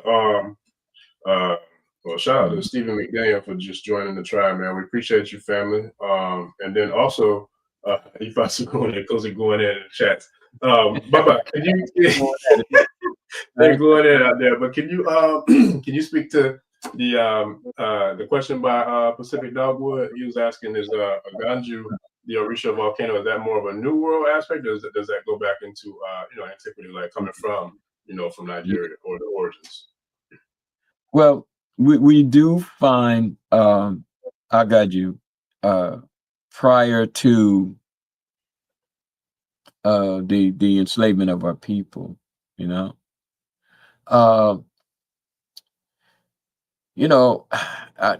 put a finger on volcanoes in Nigeria, I think we'd have to search really deep, to search for the underground, probably, or knowledge of the underground as a ball of fire. I think our people had the wherewithal to kind of sense that, or in some way experience it. So this principle became a matter of, elevation, or elevating to an Orisha state. Now, once you take our people to geographical areas where there are volcanoes, or they've traveled and experienced volcanoes and then came back to Nigeria with, this new information, because remember, we traveled the globe, then I would say that the Aganju is not as much of a new world, as most all of the Risha aren't, more of a new world. It's just how they're practiced, It's just how they've been mixed with the Bantu, and mixed with Catholicism, and mixed with other tribal nations, and for example, Kendamble, in that respect, basically means dance in honor of the gods. Candomblé means to dance in honor of the gods. So, we break that down. Well, who are the gods? So we have Agaju, we have Shango, we have on it. But Shango is a new Orisha, relatively speaking. Before Shango, the Orisha of the lightning and the thunder was Jakuta. You see? So Pacific, I would have to say, not more of a new world aspect, but maybe a new world interpretation. Just adding a little bit to it. Yeah, like Yemoja Olokun was changed to Yemoja kind of thing. Okay. But in the lore, we still see, that Agaju is said to be the father of Shango, but that's not physically the case, but it is metaphorically or symbolically. Okay. Yeah, because I read the story with him, and I think it was him and Yemoja, with him like trying to cross the body of water, or I can't remember the story in depth, but it was a story in regards to Aganju and his connection to Yemoja, but it was something to do, I think, with him crossing a body of water or something like that. And yeah, but anywho, that's some real talk, man. And then also Pacific Dogwood was saying, like, we still marching and fighting for civil rights and for equality, which is definitely still happening for sure. Yeah, I mean, and it's one thing to sit and to make offerings and prayers, and trust me, I'm not saying anything about it, but again, that's it's kind of the churchified mentality of, well, if we pray hard enough, something going to change. Well, if you come Rosa Parks and Dr. King said, well, we just can't be sitting up here and praying. We're going to boycott. We're going to hit them where it hurts. We're going to take their money. You know what I mean? They lost millions of dollars behind folks saying, oh, you going to do us like this? Well, we're going to do you like this. Okay. Yes, and we'll start doing it. So, Coach, we got Harriet Tubman, the Moses of our people. She wasn't just sitting there praying for protection and, oh Lord, it's going to be all right. No, we're going to get y'all, okay? Yeah, we got this Underground Railroad thing happening, okay? So, we deal with these forces, feminine, masculine, positive, negative, however we want to look at it. But if we don't take it into the elevation of ourselves and the ascending of ourselves as beings, and I guess I have a shout out to Ibeji. She called text me yesterday, said, I was listening to the podcast, and you talked about the Orisha, but does that also include supporting the Orishas we have right here, right now? The people who are talking about ascension, the people who are, literally, putting their life into the upliftment of our people, aren't they considered like Orisha? And are we really supporting, those who are, putting in the time, putting in the years, putting in the battle? Because you said for the most part, it doesn't seem like, you know, it's being supported. People go give all their money for, getting 500 pots and all that kind of thing, but they won't buy a book. They won't come, it's still that mentality. Yeah. It's still that mentality. Are we supporting one another? Or are we seeing the Orisha and I'm doing the whole, are we seeing the people who are building institutions for us That part.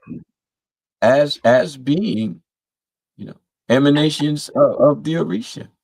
You got Chief sitting here, you got Baba Lao sitting here. So is support, there? Yeah. But that was a good question. Now, I mean, it kind of stopped me in my tracks,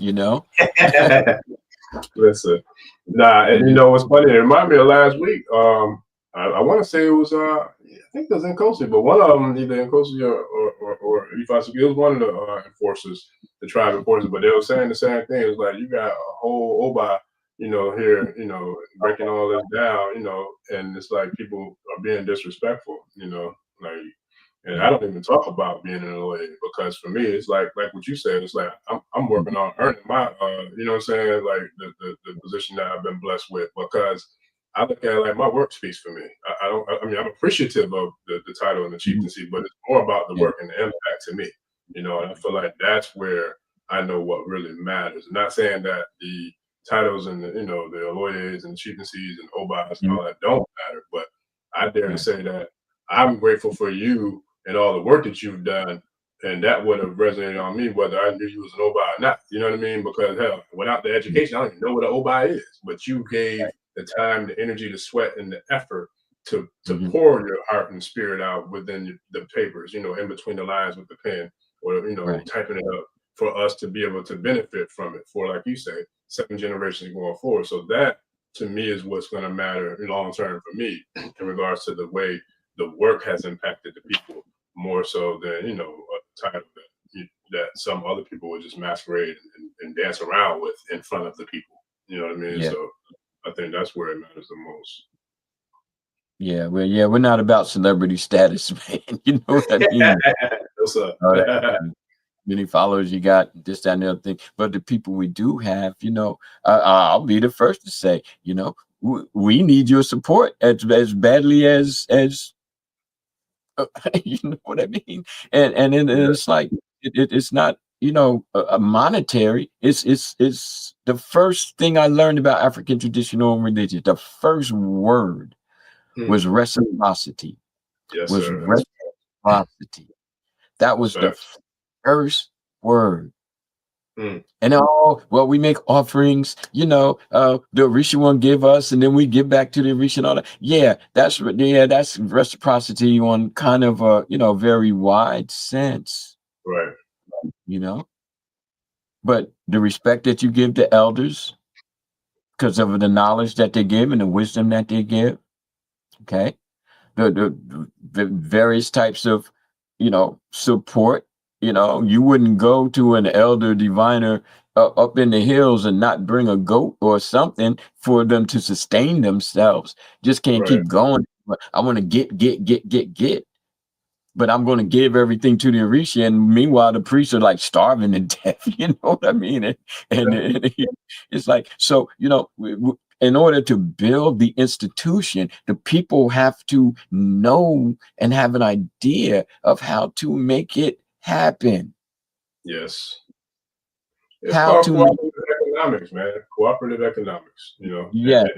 and working together collectively as a tribe. Mhm. And this is something too that we can hopefully in the future have as a topic, but like the tribal communal aspects of our culture. That's something that we definitely, I feel like, should, you know, go deep into because it's needed. And especially now with this economy and the way, you know, things are going, you see all the damn food prices, gas prices, utility prices, mortgage prices, rent prices, everything going sky damn high. But you ain't seeing Mhm. people's compensation going up and being, you know what I'm saying, elevated along with all this inflation and BS that's going on. So it's like now is the time where we need each other more than ever in regards to, like you were saying, the reciprocity. So shout out to Ifa Saboon saying that too. Like it's like that's now is the time where we really do have to work on being willing and able to barter with each other, being willing and able to support each other in whatever way we can, because each one teach one, you know, united we stand, divided we fall. It's the collective that makes the force. Like you always say, like the Orishas are fingers on the same fist. You know what I mean? Like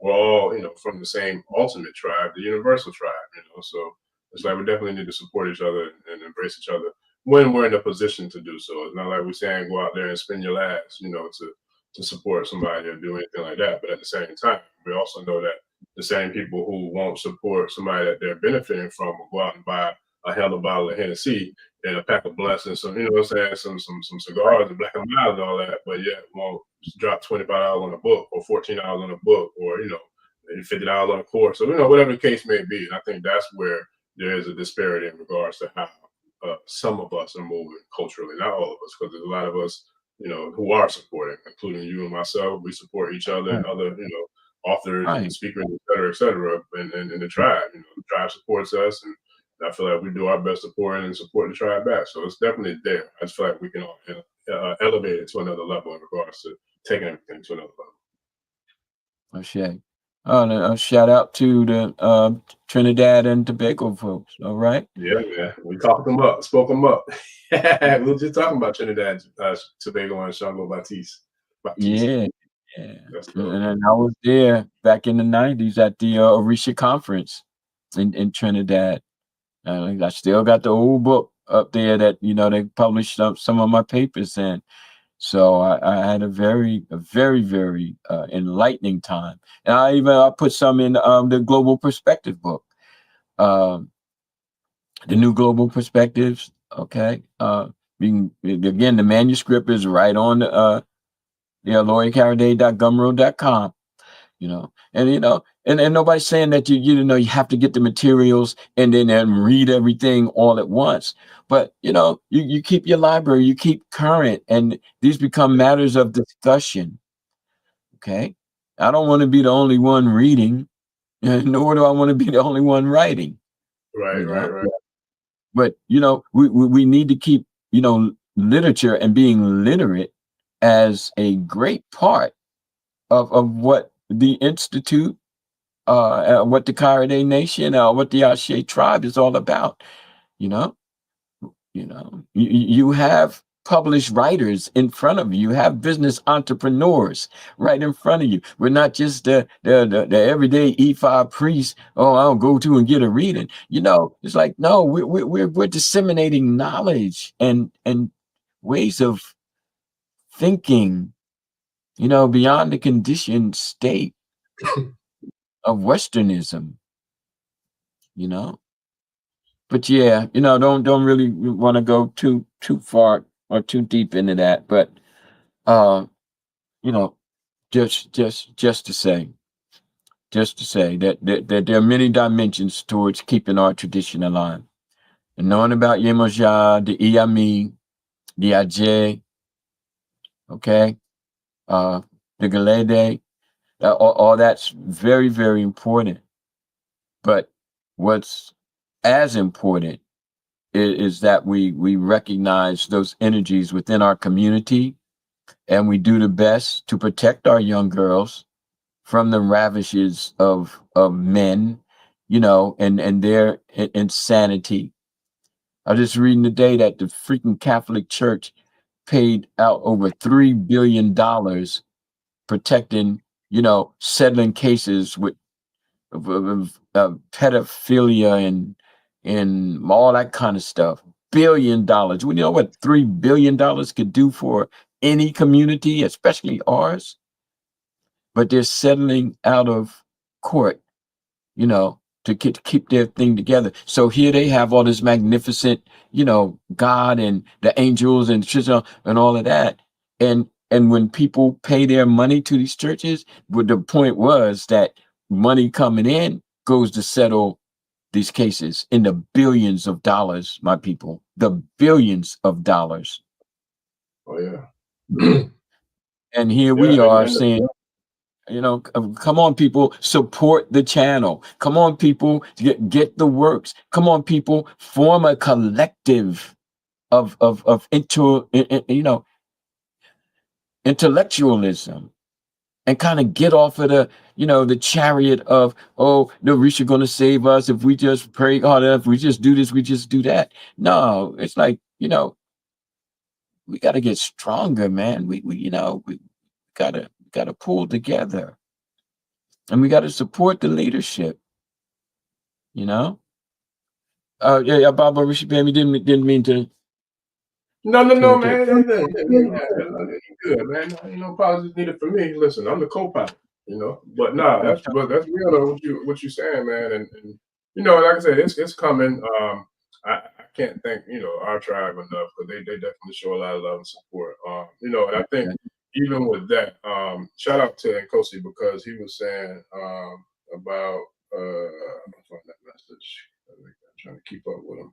But yeah, shout out to Nkosi, because he was saying, you know, about doing like workshops in regarding, you know, teaching people who want to be authors, you know, the ability of creative writing and putting work together. So that's something that, you know, I'm gonna share with us in our private community, Nkosi, because like the call that we had this last week, you know, I showed you some of the things that I do with AI, man. It's so easy nowadays to create things in regards to having assistance from the technology.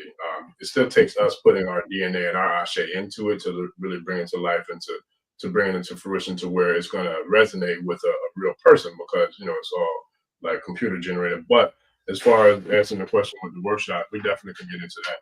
And I look forward to doing it, honestly, because it's something that I feel like can help a lot of us to make passive income, even so much so of creating ebooks, creating a you know, a website, and being able to make, hell, we could do a workshop on Saturday, and if everybody does the work on Sunday, you know, be able to put products up and have them making money the next day. You know what I mean? And eat immediately too, because it's the way the technology is set up. So it's really about us just doing the work. But we'll definitely get into that, family, making that happen for sure.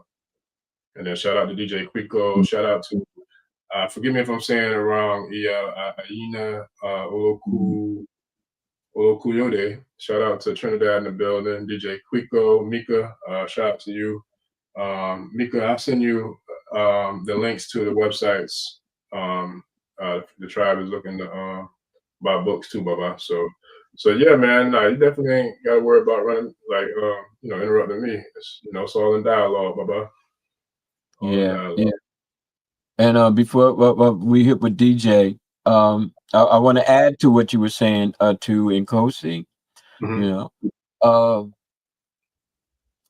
one way to become a proficient writer, you know, along with the others, is to read.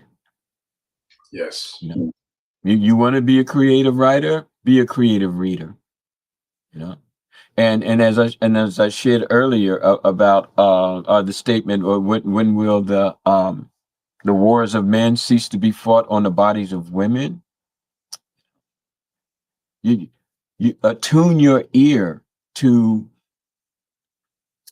the powerful statements from writers. Like I'm reading The Water Dancer, okay? For example, briefly, bear with the old man, all right?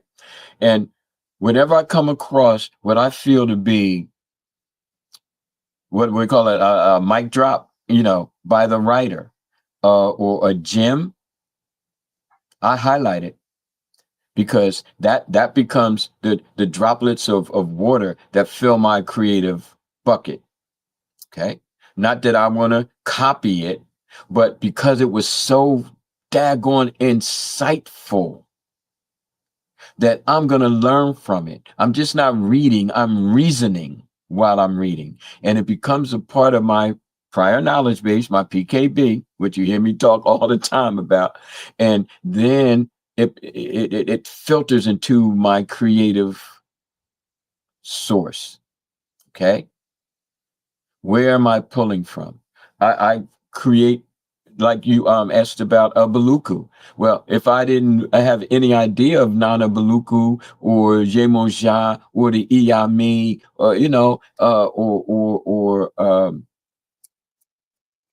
the Oyo Empire, if I didn't have any knowledge of that, then how can I create a seemingly fictional / creative world that has at its core truth, that has as its purpose a message?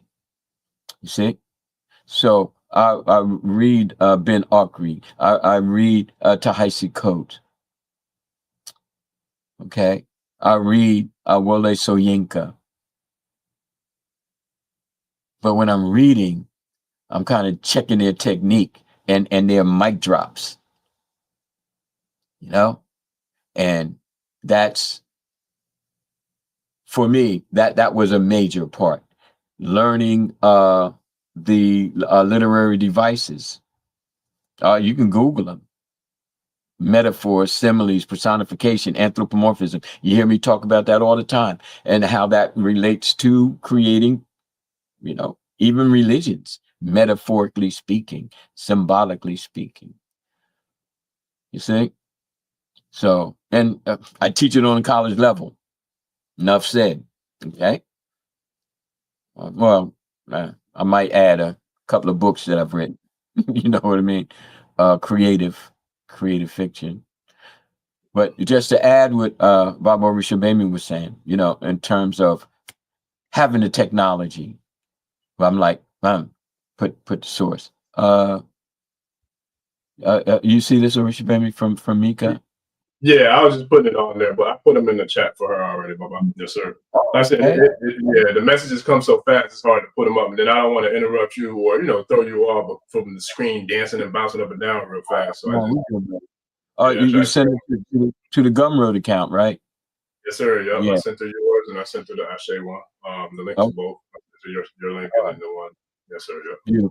Beautiful. Thank you, Mika. Yes, sir.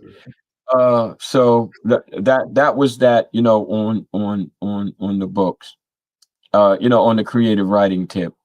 Mm-hmm. Now there was something else after that. Let me find it, because like I said, it just question. Okay. I think that DJ Quico was saying. Yeah. DJ. Yes, sir. DJ, we use Owo. Owo means monies. Okay. And that kind of covers items and money, the Owo, OWO, and depending on how you pronounce it, because Owo also means hands, Owo, so, but it's still, when we, and even depending on the context, we would know, all right, but what that's derecho in the Yoruba construct would be Owo. Okay, hopefully that answers your question. Mm-hmm. Not sure. Yeah, I think we got a couple more, Baba, because I know it's getting late. We're both going to be up getting work done in the morning, but I want to share the tribes, the comments and everything. We appreciate y'all showing up, so I definitely try to put everybody on the screen, to show the love and reciprocate it as always. But anything you want to leave for the tribe, Baba, in regards to Kia asked a question. Starting this. Mm-hmm. Well, yes and no, Kia. We did start them with the Ashe aspects of it, which is kind of like a preliminary classes that me and Baba was doing while we were launching the institute. However, the institute will be launching fully next, I want to say Thursday, if I'm not mistaken. And then we'll be doing, so like, just to give a basic breakdown, the Ashe private community will have the two tiers. One is going to have private exclusive access to private videos and trainings and workshops and things of that nature. But the VIP tier will actually have a lot more where I'll be going over like daily devotion, how to work with the Orisha Oshe calendar, the names of each day of the week for the calendar in regards to how that relates to worship and veneration. 4-step process to daily devotion, which will start with honoring and reverencing the day of the week. We'll honor and reverence the Gungun, our Ori, that ancestor of the day, as well as the appeasing and honoring of Eshu. And this is all what I'm doing to kind of prepare people to come to what I would consider that's like junior college. And then when we get to the institute, you're dealing with the 4-year university. Excuse me, with Baba when you go to the OGC Institute, because Baba, is it okay for me to share some of the curriculum, or we want to hold off on that with the tribe? No, go on. Yeah, continue, man. You're on the run, man. Go ahead. So yeah, so that's what we'll be doing, Mika. So like the Ashe VIP is kind of like junior college to kind of prepare, our tribe members with the basic fundamentals of daily devotion, weekly devotion, the 3 different types of devotions, the Ita Dogun, 30-day calendar, and then also, just different aspects about each Orisha, about Orikis and praise songs, and then and setting up ancestral shrines and venerating the ancestors, etc. Pretty much my goal is to create a basic fundamental foundation for new devotees or devotees who have been in a tradition that hasn't received the proper training. And that's just like I said, the prerequisite before we bring people to the institute, because the institute is going to go a lot deeper, because Baba's, you think he'd be dropping jewels and dropping dimes on the podcast, and the private, institute and calls, he goes even deeper. So yeah, it takes, I feel like, a strong basic fundamental preset or prerequisite education to kind of really comprehend and take what Baba is going to be serving up to the institute to be able to digest it and fully grasp everything that's going to be shared in that. And then we have another a new development that we're going to be doing, and that's something that is going to be, I would say, about a 9-month process, but we're also going to take the people who join the tribe and go through the training, the prerequisites, and then the ascension papers in the institute. We're going to have like a top tier to the institute where those people, if they haven't been initiated, we're going to work on initiating people into Orisha and IFA who are students that complete the process of the institute. So that's something that we're working on. So we got a rolling, family, and we're looking forward, to getting it going and getting it cracking, man. To really, like I said, we put our books in our microphones where our mouth is. We really do want to pour in and teach and train all of our tribe members to the highest capabilities that we're capable of. And it's not just a cash grab. We do this because we love doing what we do, but we love the tribe. We appreciate y'all for the love that y'all give back to us. So that's where we're at, family. I think that was Mika. Or Kia Beauty, I'm sorry, that's where we're at, Kia Beauty. Bye-bye. Did you have anything else you want to share? Always one love, and seeing beyond the conditioned state and bringing forth that Yemoja, energy, essence, and homage to the IJ and the Iyami for their guidance and protection via the Galede. And your sisters, wear your galas, man. Give homage, and brothers, embrace that aspect, embrace it, and hold on to it. Hold on to it. We're still fierce warriors, but we're even more so, when we take into consideration how that yin and yang, work together to make all of us more complete. And let's just be at peace with our ascension. That's sure. Yeah, we got a couple more pouring in too, but there's one that if you don't mind, Baba, would you be able to take another couple questions real quick? I'm here for the people, brother. Okay. Right. Cool. Right. So T Wriggles me said, what's your take or your opinion on reincarnation, Baba? My take is that from the Odu that I've come across, it is part of the IFA Isheshe cosmology, reality. It's like anywhere else. It's kind of specific to a certain region and a certain class of people. Like the high priestly might be more inclined to embrace reincarnation, well, within the Ifa Isheshe construct than the people who work in the field kind of thing, right? But wherever you go, it's going to be reincarnation because it's stated back to the number 7 again, which happens to be Yemoja's number, as we numerology type of people, Yes, sir. like to hold on to that. When the soul passes on, part of it is reincarnated in those to come after. So we have the Yetun days, Nababa Tun days, the ancestors have returned. That is a form of reincarnation. Okay. We also have where the society or the community, the village, the compound, the empire would name streets like we have Malcolm X Boulevard.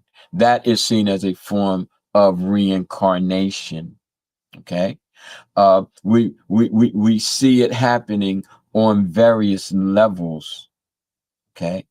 I haven't seen, like with the Hindus, where a person can come back as an animal, or what the Hindus, the cow was sacred, that kind of thing. I haven't seen that in Ifa Sheshe, but I'm not going to say that it doesn't exist somewhere with some people in Nigeria via Berlin Conference or in the expanded territories.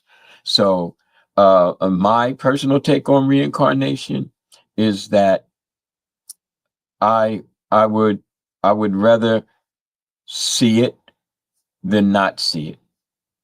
I would rather be aware of the fact that not so much I'm coming back, but the part of me that is going to be remembered will be made manifest in something, and so I work on that. So we can get a little deeper into it, when it comes down to class, but I would have to say that I embrace reincarnation. That's my take on it. And again, it is supported in the Odu. Okay, so T, hopefully that answers your question. Yeah. Sure. Yeah, I was trying to type up a couple more. Let's see who that was. At Kia Beauty, I was typing that she was asking the question as, do any of the books have like a lot of information about the Odus? And I told her the Odus are sprinkled throughout all of your work. I mentioned it in the journal as well, something that we're going to do more like hands-on in regards to like live like calls and trainings. But go ahead, Bubba. Tawede Yes. does. Yeah, Tawede. And I'm working on that too, Kia Beauty. So we do have Tawede, the book that Baba pretty much wrote during the last 16 days of 2024 that we're working on now. I gotta get the illustrations created to put into the book. But Tawede is a really powerful short read, but a powerful read in regards to the first 16 major Odu. And also I'll put the link in. I was trying to copy and paste it, but it didn't come in. But there's a couple of good books by an author named William Bascom that speak heavily in regards to the Odu that I got from Baba. I think referred me, and a couple of other elders referred me to his work. So those are all a few different types of books that you can research and do more studying in regards to the Odu. But there's not what I haven't found is like one set book that has a really, really deep, in-depth, breakdown of the Odu. But because the Odu is so massive, Baba, is there even such work that could be out there that could actually teach the Odu? Because when we know, okay, because it's what 256 total Odu, and then there's 1,600 stanzas and stories that go along with each one of the Odu. So you're talking about thousands upon thousands of, stories and scenarios that can all be, played out if we're going into the vastness of the totality of the Odu. So that's something I don't know if this one body of work actually has, But see, that's why I took the journey, you know, in order to basically boil down in a positive sense, to do a comparative study like in the handbook, so people understand the Odu and not seek to memorize the Odu or seek overburdened by the Odu, and that takes cultural in-depthness to say, I know what my people have been exposed to, and now bring this new but very old teaching. You can't dismiss the fact that we know about Christianity, that we know about Islam, that we know about the Kemetan philosophies and science, that we know these things. We just can't dismiss that. We have to, weave it into the cloth, and to say, all right, oh, now I see how this Odu matches to what I already know. Not in something so separate. So I would say in closing that my books, and it's not that I'm focusing on my book, but I took the time to break it down for us, of this country, of this time, okay, of this geopolitical, statement of who we are and what we are and all that kind of stuff, and to say, you know what, comparative analysis is key. So here the Odu, in the handbook of Yoruba religious concepts, there's charts with a comparative analysis, okay, that kind of gives us some groundwork before we get into the larger books with, oh, here's the story, here's the time.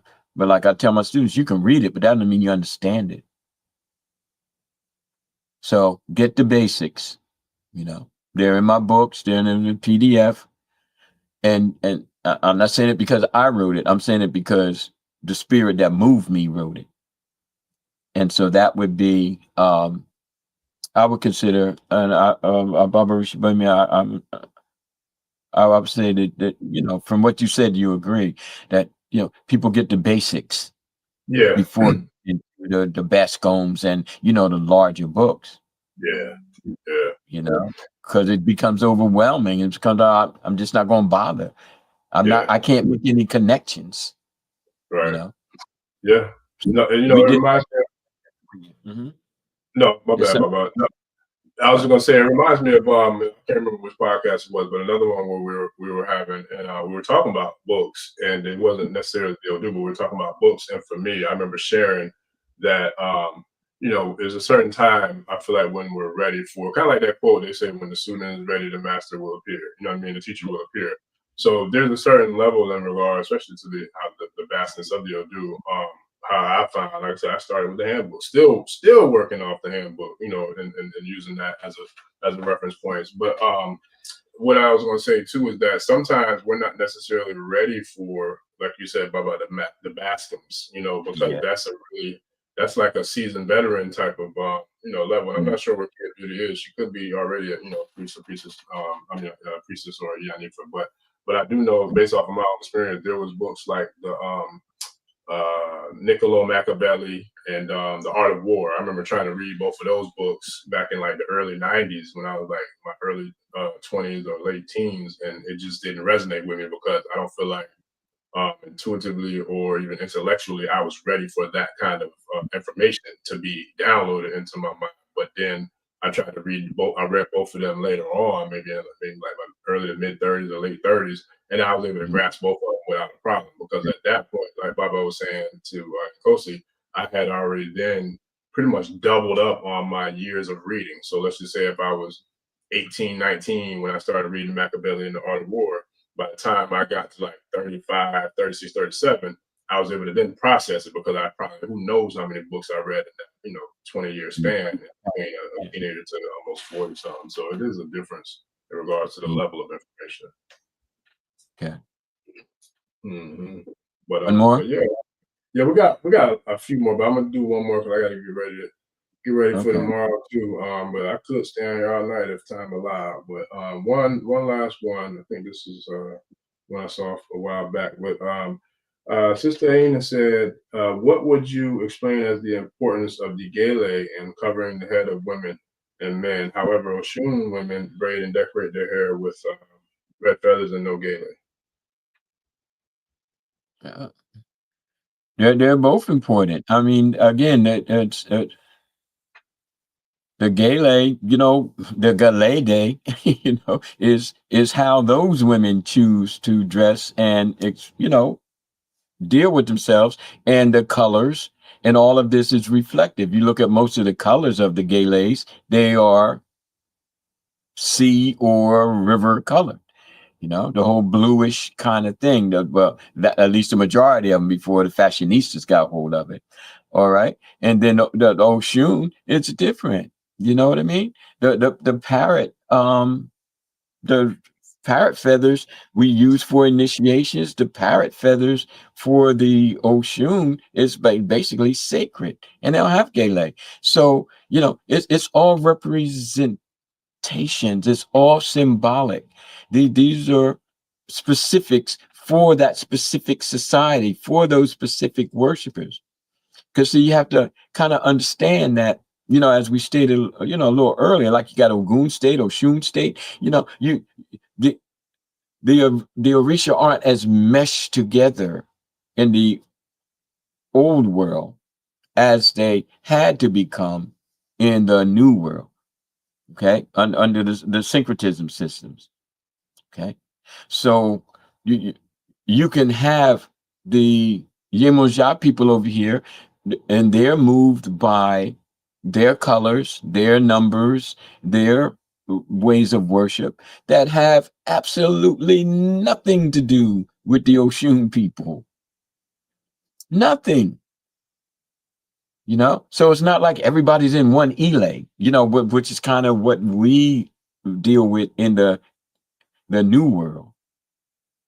Okay, so that's the greater, or dare I say, the greatest level of importance that I would have to share. Okay, so Oshun women decorate, they got the cowrie shells and all that, but got to remember the importance of Oshun as in divination with the Marindi Logun. So it's also very symbolic and specific to that. I say society, or to that group or cohort, or those worshipers, so that they recognize each other and they are recognized by others. Okay, and again, we aren't as meshed together as we had to be during the Ma'afa. Not sure. Yeah. That answers your question. Cool. Appreciate you, Baba. And so with that, family, that's gonna be the last one because I gotta get ready to roll and get ready for tomorrow, as well as Baba, I'm pretty sure, is back to work too. But shout out to the whole tribe, man. We had a full house tonight, man, and a lot of love, a lot of support, new members again. We appreciate y'all, family. And Wale and T Wriggles, I screenshotted both of y'all's questions. So what I'll do is I'll pose them by Baba, and I'll either be able to post the responses in the community tab on the Ashe channel, or I'll hold them until the next live stream we do, and then we'll touch on those just to make sure that we get them answered for y'all too, because I definitely do my best to try to bring all the questions to the floor so everybody gets the opportunity to ask their questions. But due to time constraints, we got to shut it down. But I already screenshotted it. I'll definitely get those questions answered. So whether we post them in the community tab, or we'll bring them back up on the next live stream, which we will post that when we schedule the next one. We'll get those questions answered for y'all. So yeah, with that, Baba, you got anything you want to leave the tribe on the way out? Yeah. Again, Peace and blessings. All right. And let's deal with reciprocity, and then let's understand that we're building an institution. When it's not chat. It's all good. Okay. But these mark the foundations for the elay, if you will, for the institution that we are constructing, be it virtual or concrete. It is a matter of mindset. Okay. And we're going to keep working on it. And what we're asking for is, the coming together of our people, the gap. Okay. Sure. Make a difference in this world. Okay. We just don't want to change the world. We need to remake it. Sure. No, that's what's up. No, I appreciate y'all, family. I appreciate y'all understanding T and Wale. One love to y'all, both of y'all, all of y'all actually tried. And yeah, man, I'm definitely not gonna try to go in after that. But the only thing I'm gonna say is that we got a lot coming, a lot in store. I'm looking forward to bringing it to you all, family, and then as well as the entrepreneurship, coaching. I'm working on putting together programs for us for content creation, for marketing, for branding, for starting businesses, scaling businesses, all that good stuff, man. So we definitely we got a lot in store, because that's what we're here for. We're here now, so we're here to build. Each one teach one. United we stand, divided we fall. And yeah, man, shout out to everybody who showed up tonight and showed love. We appreciate every single one of y'all, as always. And so with that, we'll see y'all on the next episode, man. So this has been another episode of the African Spirituality Experience. I'm your host, Orisa Bami. Shout out to our distinguished community elder, Oloye Baba IFA Karade. I appreciate you, Baba. Ashe. All right, family. So we'll see y'all on the next one. Don't forget to please like, share, subscribe, and also join the free Patreon. It's on the channel. We have a free tier for the Patreon as well, and then we also got the higher tiers. But man, we appreciate the love and support, family. So yeah, hit the Patreon, join that for free. You'll get access to other, behind the scenes content, as well as the opportunities to find out, be in the know for what all is coming up for Ashe and the OGC Institute. So with that, appreciate you, family. We'll see y'all on the next one. Y'all have a great night, and we are out. Peace. Odabo. Daro. Ẹni tó gbàgbé ilé ṣàpò ìyàgbọ́, tẹ́ntẹ́ ní takisa ní tàtàn. Ò bá padà sílé anítìjà kọ, ẹja lọ pé eégún mo ṣe nígbẹ́rẹ́ ìpàkọ́. Forsake not your ancestors, embrace your